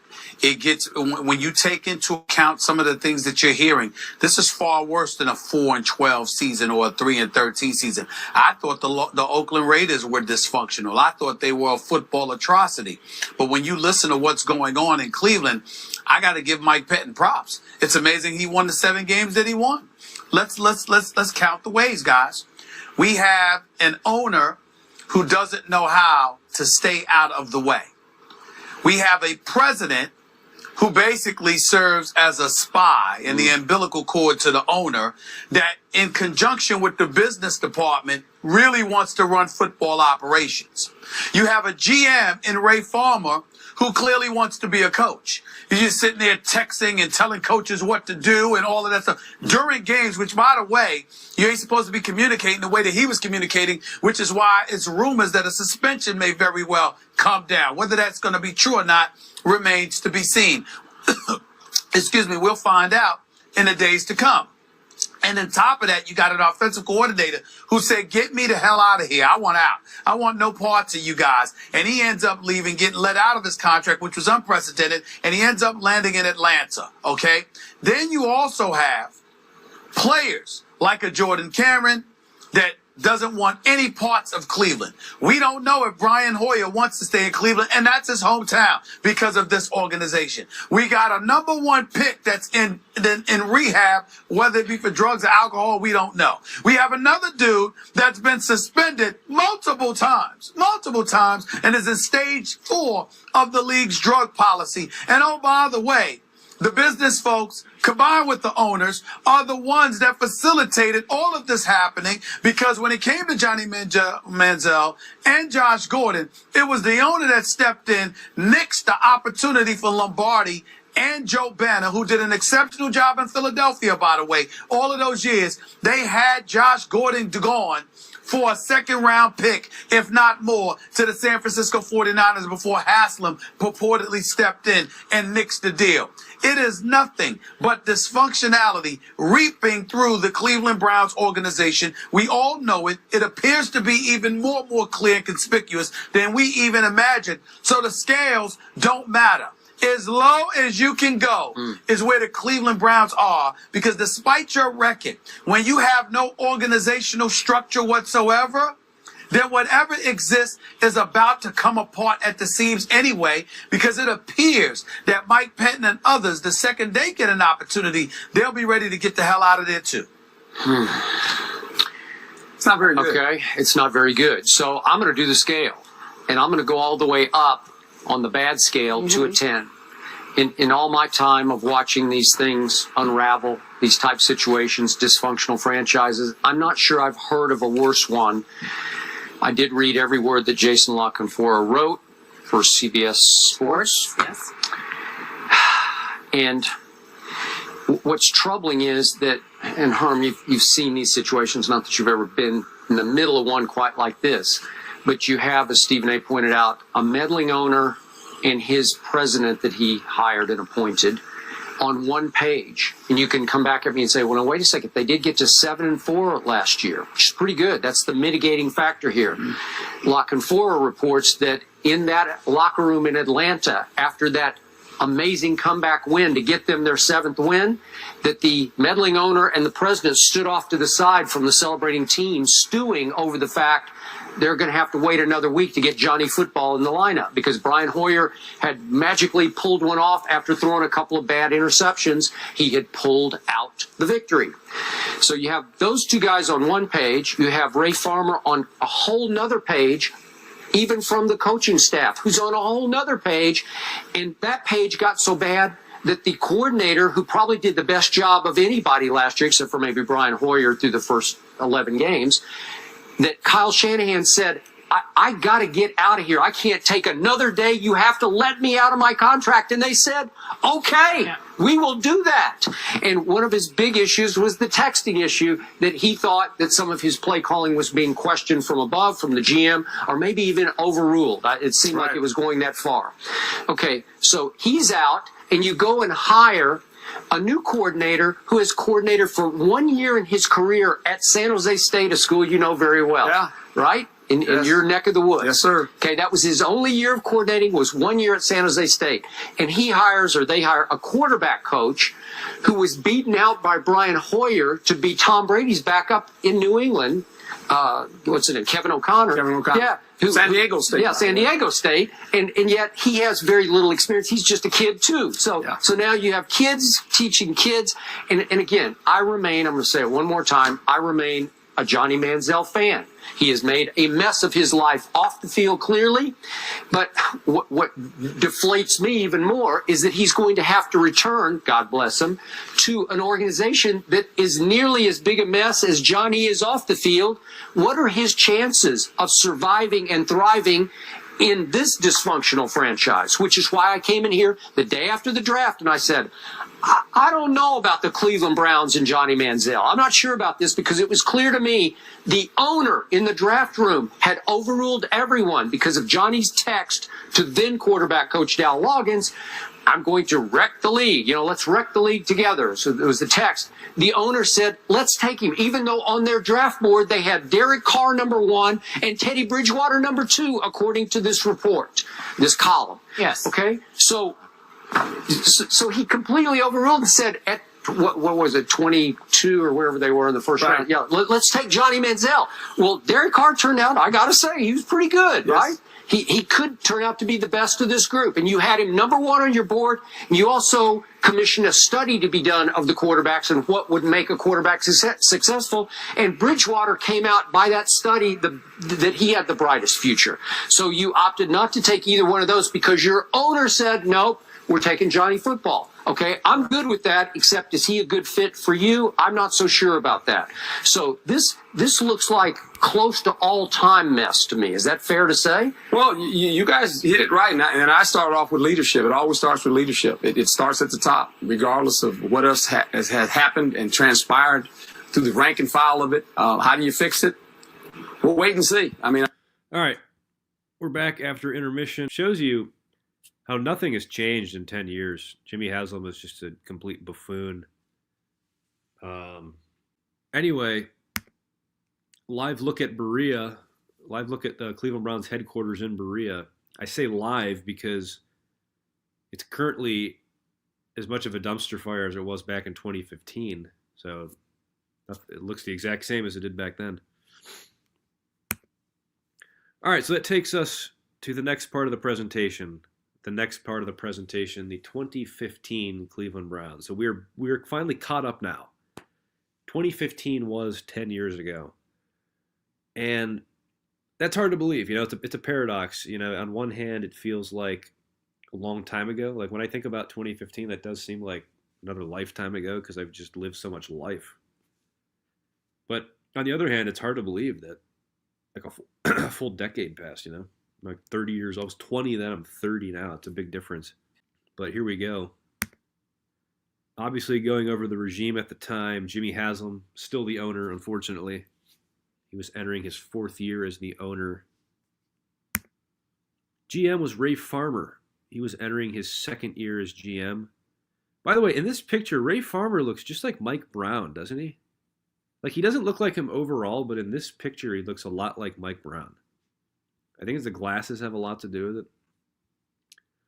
But anyway, the head coach was Mike Pettin. He was entering his 2nd season.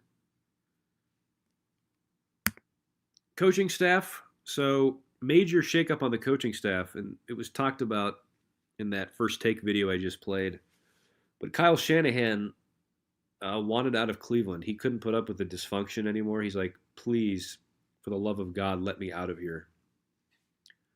And the Browns did, to their credit. They always do things like that. They always do these nice things they don't have to do that are like a competitive disadvantage. Like they let Bill Callahan leave. Like, oh yeah, just go leave.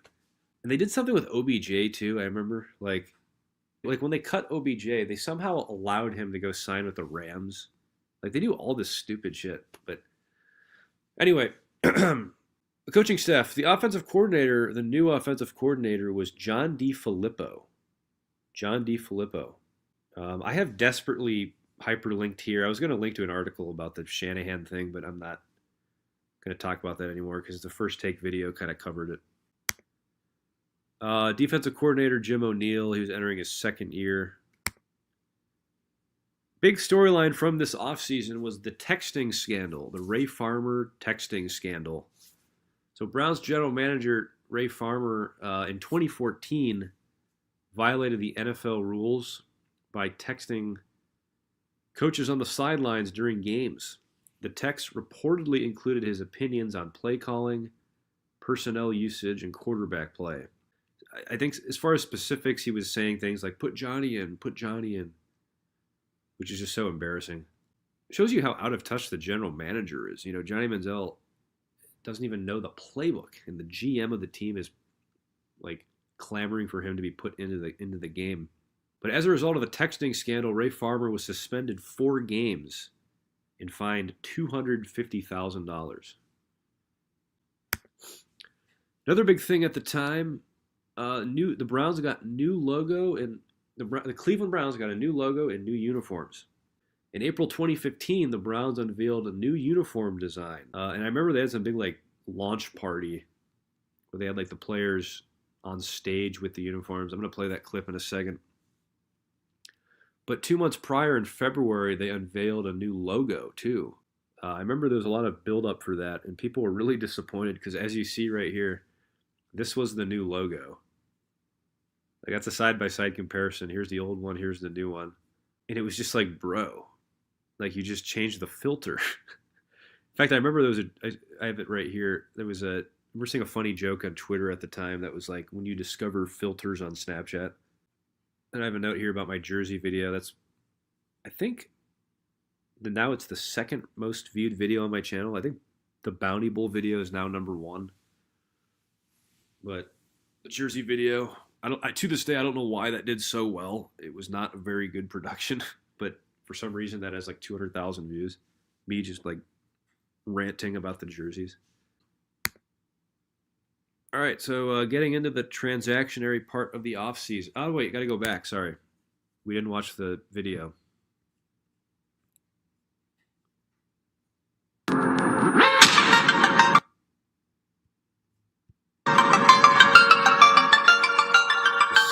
This is so cringe.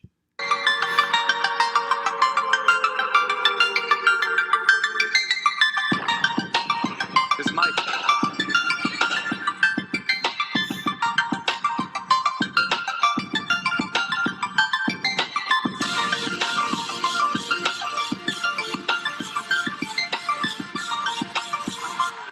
Wow.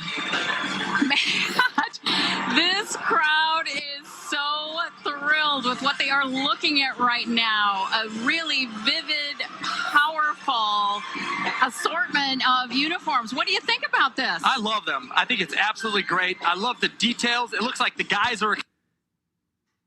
I'm sure that guy had to say that. Can you imagine if he went on the air and he's like, oh, I think they look like shit.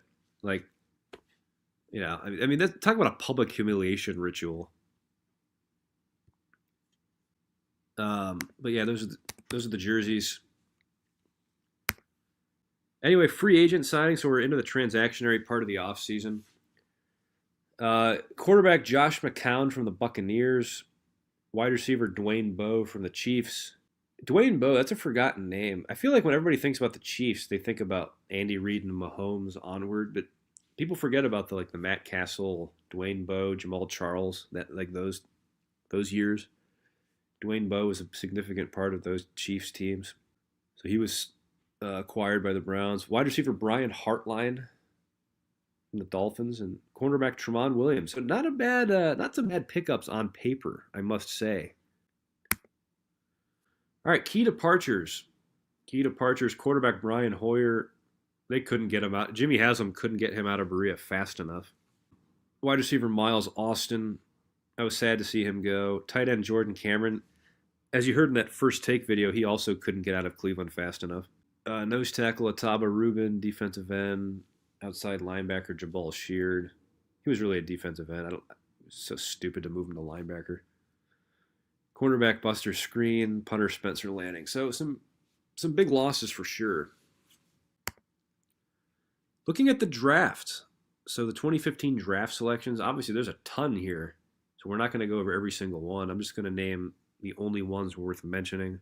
Man, it's really a shame. Can you imagine if, what's his name, John Dorsey had all these draft picks at his disposal? Like 2 first rounders, a second rounder, 2 thirds, 2 fourths, 3 sixes. Oh my gosh. Instead we had the buffoon Ray Farmer. And he probably wasn't even making the picks. It was probably Haslam.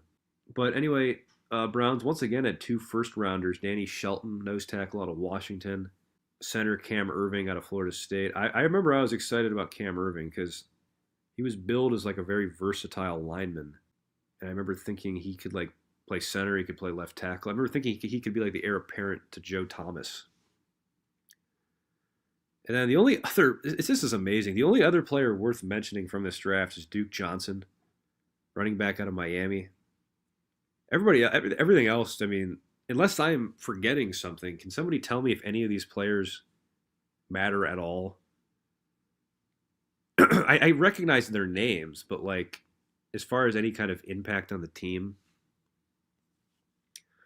I don't think so.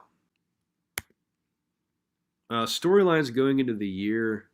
This is where I'm going to need some help from the chat if anybody's watching. I was struggling to come up with any like significant storylines. Of course, Josh Gordon was suspended again. Just became like a joke at this point. This time for the entire season.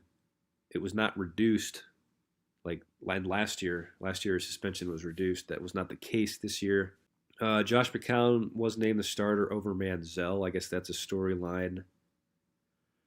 And people were just kind of wondering, when is Manziel going to get his shot? When is Johnny Manziel going to get his shot? So that takes us to the start of the season. The 2015 season starts. And in week 1, the Browns travel to the Meadowlands to take on the Jets. And it was a classic tale of two halves. Browns end up losing 31-10. Josh McCown, who started the game, ended up leaving due to injury. And as a result, Johnny Manziel saw some action, and he actually came in and threw a nice touchdown down the sideline. It was a long touchdown down the sideline, I think to Travis Benjamin. And this was kind of the first time that we would see Johnny Manziel look competent, you know? And if you've heard my channel, if you're familiar with my channel, you've heard me talk about this before. Johnny Manziel was a much more competent player in 2015 than he was in 2014. He still wasn't like first round worthy or anything like that, but it was like a night and day difference. You know, he actually like came prepared, and as a result, actually played pretty well at times. And this is kind of the first time we saw that in this Jets game. 2 things I want to point out. I was going to show highlights, but now I can't. I think Brian Hartline had a nice catch.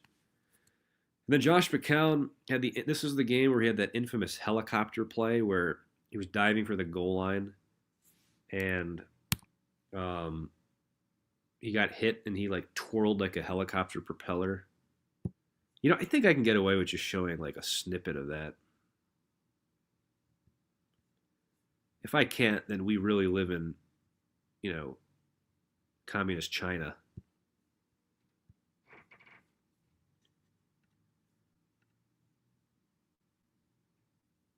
Yeah, here it is.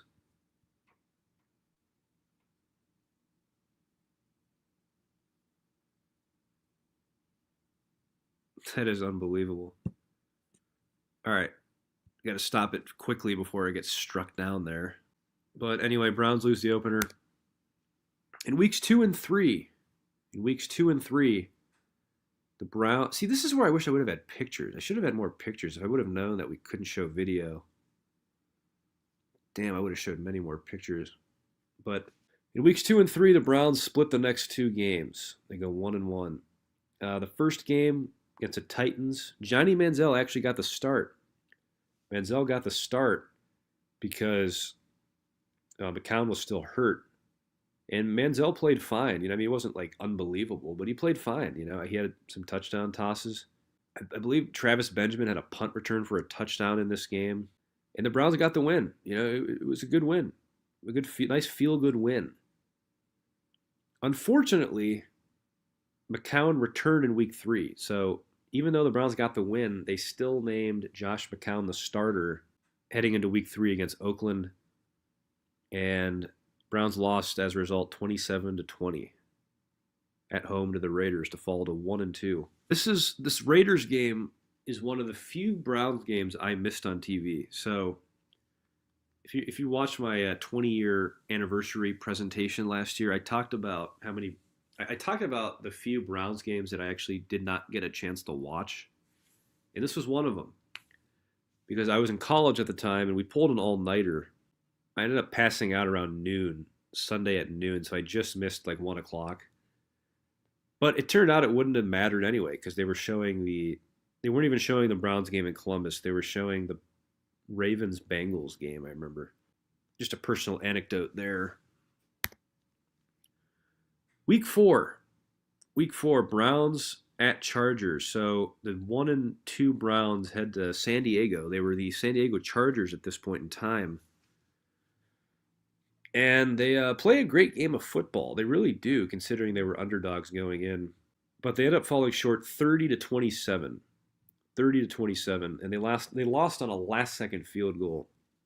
But the way they lost is just unbelievable. Unbelievable. And I think I can get away with just playing that clip too. I'm going to play the clip right now. And then we'll talk about it after. If the damn stream gets knocked down again, then so be it. I don't think so. I think if you just play small snippets, I don't think it's a problem. So I'll set the stage here. It's 27-27. Here they are with a chance to win the game on a 39-yard field goal. Rambo, the rookie kicker, the former MLS goalie, and it's no good. However what? In typical Browns fashion, they are offside. Are you kidding me? Who's offside? Mike Pettin had hair before that offsides penalty. And then the Chargers end up re-kicking it, and they made it the second time. So just classic Cleveland Browns ending there. And this is worth pointing out. This is the only time I almost cried after a Browns game. The only time. Because I'm not that kind of guy. I don't cry watching sports. It's ridiculous. But this is the only time. And the reason was they weren't showing the game on Columbus. So I had to go to a sports bar to watch the game. So I went to Eddie George's Bar and Grill, RIP. I remember sitting at the bar watching the game. And I was just knocking back Guinnesses. So I was kind of like feeling it a little bit. And, drinking makes you like more emotional. Drinking makes things seem way more serious than they actually are. And like for them to lose in that fashion was just so gut-wrenching. And also on top of it, like falling to 1-3 was just devastating. Because again, the difference between 2-2 and 1-3 was huge in my opinion. And if they were to make anything of that year, I think they had to get to 2-2. Anyway, something else I want to point out. There was this guy watching the game who was probably in his mid to late 20s at the time, kind of like a heavier set guy. And I remember he was just like yelling at like and I know there's people like that at every bar, but this guy was just like unbelievable. He was just like yelling at the screen at every play. He's like, Josh McCown, you are a veteran. What are you doing? Like, it was so funny. It was so entertaining. I wish I like knew who that guy was so I could tell him that I remember that. Anyway, Browns heartbreaking loss. They fall to 1-3. Then week 5 at Baltimore. In week 5, the Browns travel to Baltimore, and at this point, I was thinking, okay, they're going to lose. Of course, they're going to lose. They're going to fall to 1-4, and the season will be over. But the Browns pulled off a huge upset in Baltimore, and they win 33-30. Magnificent game all around. And what was really funny was at that time, their last win in Baltimore was in 2007. And the score was also 33-30. In overtime. By the way, this game was also in overtime, as you see right there. So it's kind of eerie. Josh McCown, quarterback for the Browns, threw for then franchise record 457 yards.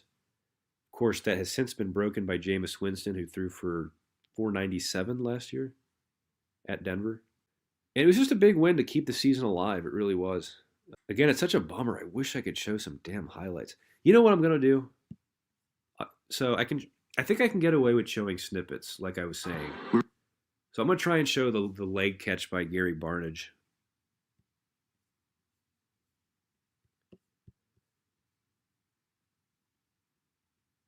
Because we got to point that out. I mean, that's an iconic play.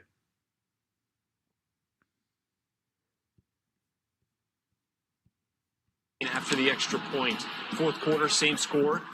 McCown looking to the end zone. This is the catch of the day. Bass Whether Pro he meant to do it or not. Yes. Coming up a little bit later. Bass Pro. Yeah, this is spoiler alert on your best catch of the day, reeled in by Bass Pro Shops here. So and you've got Barnidge kind of cradles it with the knees. And then Why does everything that happens to the Browns, like good or bad, it's always like so wacky?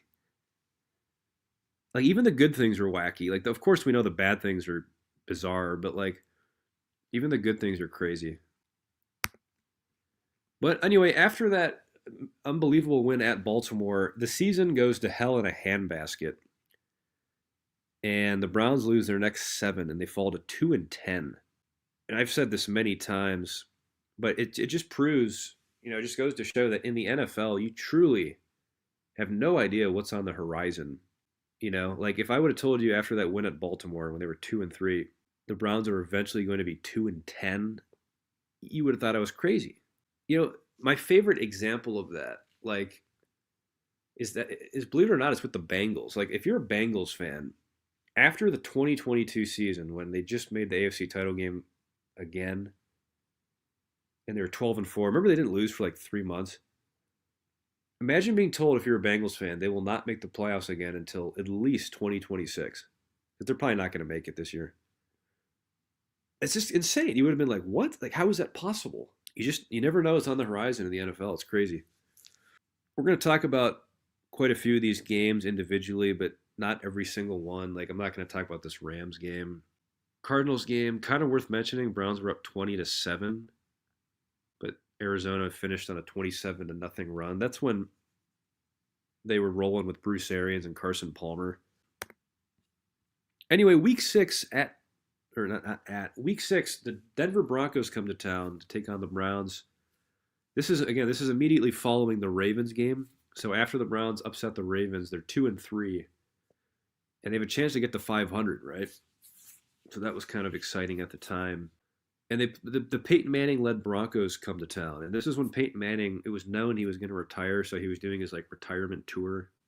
Anyway, the Broncos come to town, and it was really a good game, But the Broncos end up winning in overtime 26-23. It was a tough loss. It was a really tough loss at the time.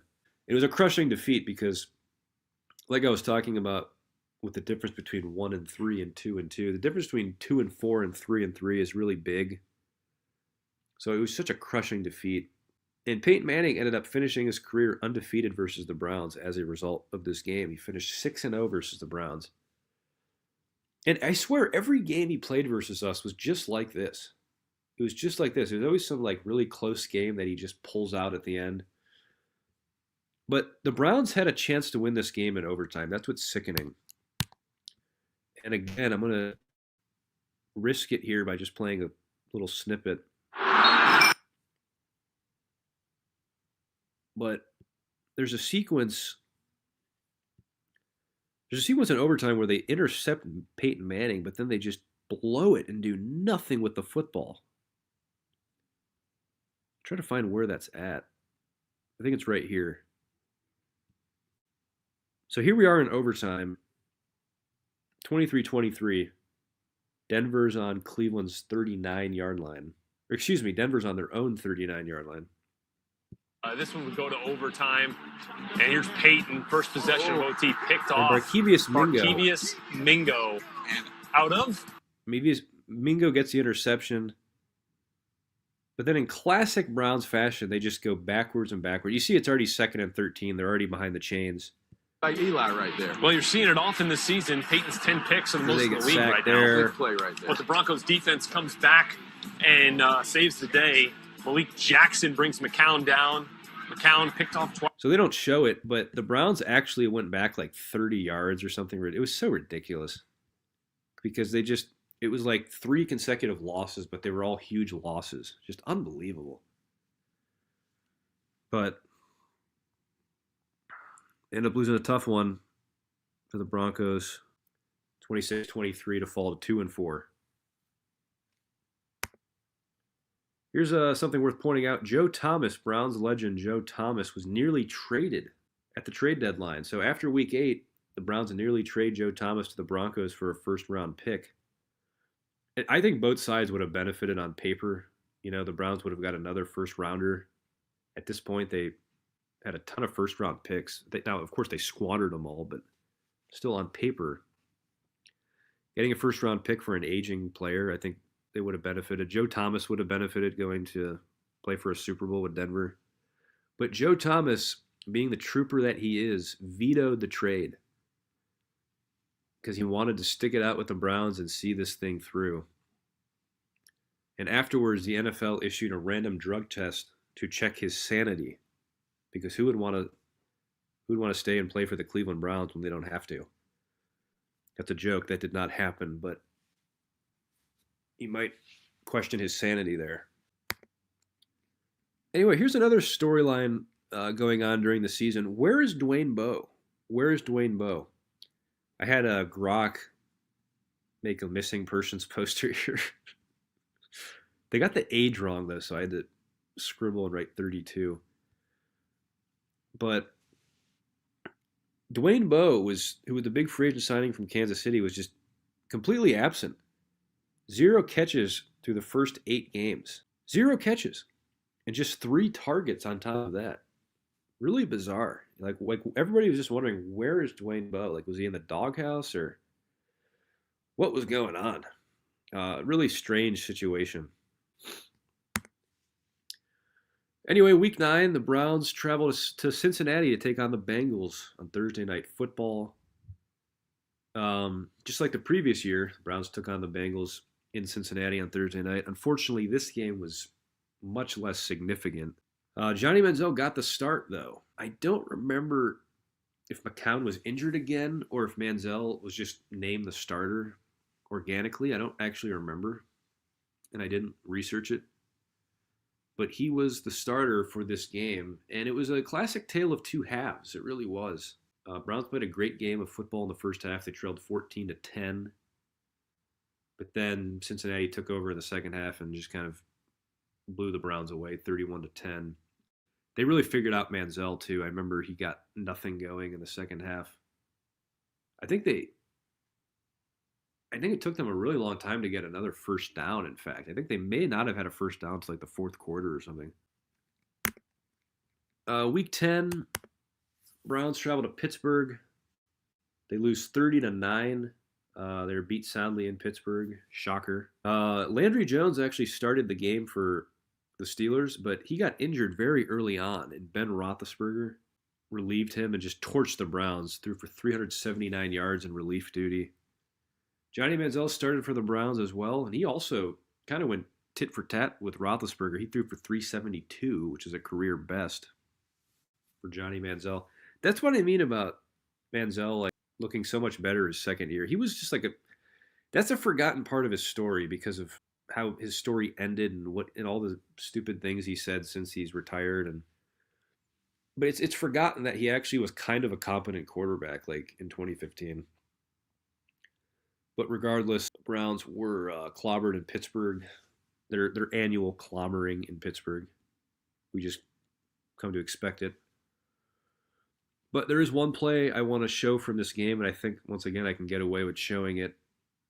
Manziel was robbed of a spectacular touchdown run. I actually made a video about this back in the day. I made a whole video about this single play. So rush 7 and cover with 3, cover with 4. Steelers up 24 to 3 do something here. different. Johnny trying to have a little Manziel magic and nearly does. That pump fake was amazing. So the fake jump pass, you don't see that very often. Guys, and he was robbed there. They called that back. They said he was down on the 1 yard line. He very clearly was not. But that's a spectacular play. That's a spectacular play by Johnny Manziel. Manziel had like flashes of brilliance, and that was an example right there. All right, and then week 12, Ravens at Browns. It was a showdown on Monday Night Football, so on a national stage, Ravens end up winning at the buzzer 33-27.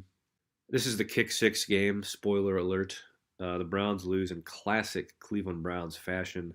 Manziel was supposed to start, but he was actually benched for disciplinary reasons. He probably was out partying again. I don't remember the exact reason, but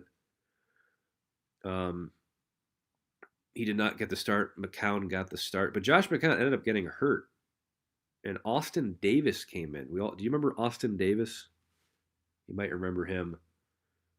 He was an undrafted journeyman, and he ended up coming in at the end and tossing a touchdown that actually tied the game at 27. There was a Matt Schaub sighting, so I believe Matt Schaub got the start for the Ravens this week. I know he played in this game. I don't know if he started. I think he did. But Matt Schaub, who I also made a separate video about this, Matt Schaub, who was a Pro Bowl quarterback for the Texans for many years, just kind of fell off the face of the earth after 2013. Yeah, so it was a rare Matt Schaub sighting on this night. And we're gonna watch the ending because again, it's just a snippet. I think I'm saying this for the 20th time, but I think if it's a snippet, we're okay.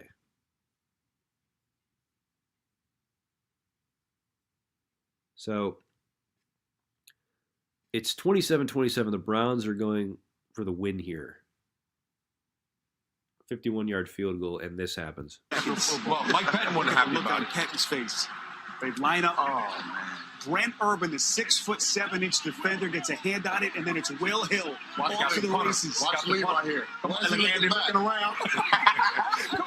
Unbelievable. Just one of those moments where if you don't laugh, you cry. So unbelievable. Just another wacky thing to happen to the Cleveland Browns. Yeah. But anyway, they lose. They fall to 2-9, and the season was, I don't want to say the season was over. The season had been over for several weeks at this point. Wasn't the Week 10 game versus Steelers the game where Johnny Manziel lost the ball when he was trying to throw? I think that was, yeah. Good memory. Travis Kuntz. So I want to point out Travis Kuntz. He was the Browns kicker in 2015. That kick six against the Ravens was his first miss of the year. That was his first miss of the year. He started 18 of 18, which was an NFL record for most consecutive makes to start your career.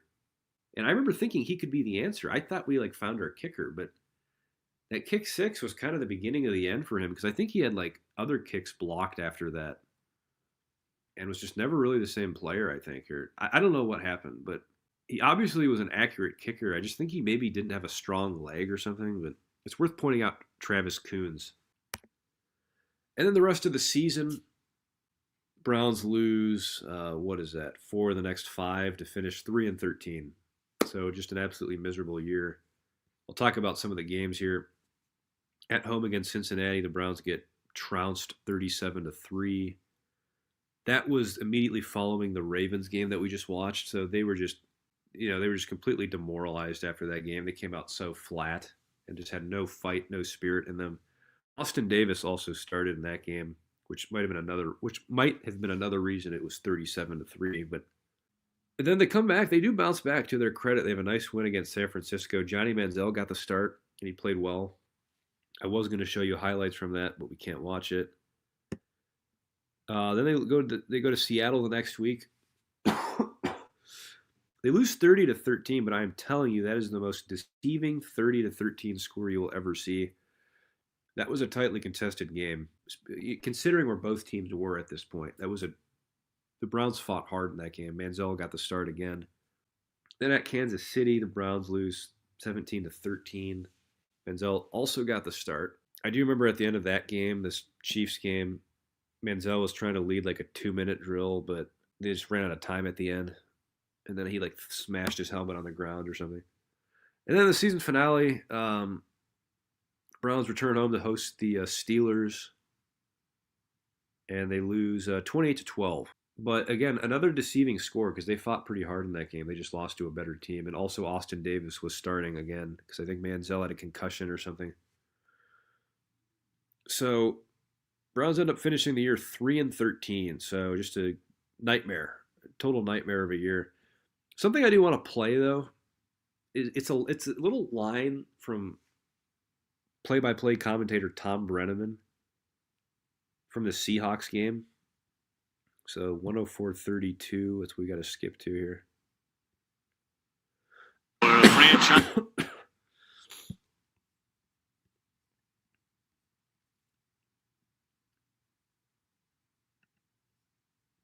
So as you can see, it's 17-10 right before the half.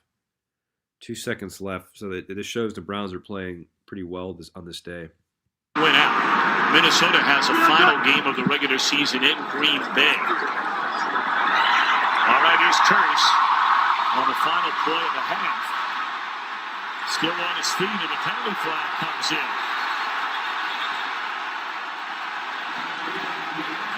If that is a face mask against the Browns, that's what it is. The Seahawks are going to get one more play in this half. What a huge penalty this could turn out to be. Face mask. Defense. Number 22. Stadium much more. Remember, he was in the coverage last year in the NFC Championship game when the touchdown pass was thrown to Jermaine Kearse. Indeed. By Russell Wilson to send Seattle to the Super Bowl. And now he gets this one in untimed. And Charles, look, I live in Ohio. I have a lot of really good buddies of mine that are Browns fans. And I can promise you to a man, every one of them are going, that's what happens to the Browns. And that's what happened. That line always stood out to me because you don't hear like a national commentator kind of talking about our pain very much like that. But that's so interesting. Like, that's what happens to the Browns. And here we are 10 years later, and it's the same shit, man. Exact same shit. I don't know. It's weird that I remember that line because I remember that from like watching it live. I didn't like go back and like look for that. I just remembered him saying that like before the end of the first half. Anyway, it's worth pointing out the Billy Manziel saga. This was kind of the beginning of the end of Johnny Manziel in Cleveland. And this is, by the way, this is an infamous story in Cleveland Browns lore. Before the last game of the year, he wasn't going to play in the last game. He had a concussion. But rather than just wait like 2 days for the season to end, he decides to fly out like the night before the last game, not show up for the game, just blow off the game and go to Vegas and party. And he wore a wig. And he went by Billy. And it was just such an embarrassment. And that was kind of the beginning of the end for Manziel. It's like, okay, this is the last straw. I mean, it's past the point of like, oh, he just has some demons. He's struggling. It's like, this is just a clown show. So, but regardless, that is a classic story in Cleveland Browns history. And as a result, there was a house cleaning in Berea. As a result of that nightmare 3-13 season, Mike Pettin and Ray Farmer were both fired. And the Browns entered a total stripped-down rebuild. What we would come to know as 1-31. And this is something else I want to point out. It is amazing that Haslam has destroyed two good Browns teams with bad quarterback decisions. So the first good team he destroyed was the 2014 Browns that we've been talking about tonight. That was a good team. We talked about that offensive line. We talked about Kyle Shanahan. On defense, they had nice pieces. They had Joe Hayden still in his prime. That was a good team. That's why they were 7-4 through 11 games. And Manziel forced that Haslam forced that Manziel draft pick on the organization, and it blew it all up. Everything could be stemmed from that. So that's Jimmy Haslam's brilliance on display again. And then it happened again, 6-7 years later with Deshaun Watson. He kind of forced Deshaun Watson on everybody. And that blew up the whole Nick Chubb, Myles Garrett, Denzel Ward nucleus that we had going. Deshaun Watson at least was more understandable because he was a top 5, top 6 quarterback at the time. People like to forget that, but he was. But still, at the end of the day, that was Haslam's fingerprints are on that, and he has to live with the fact that he blew up two great Browns teams with awful quarterback decisions.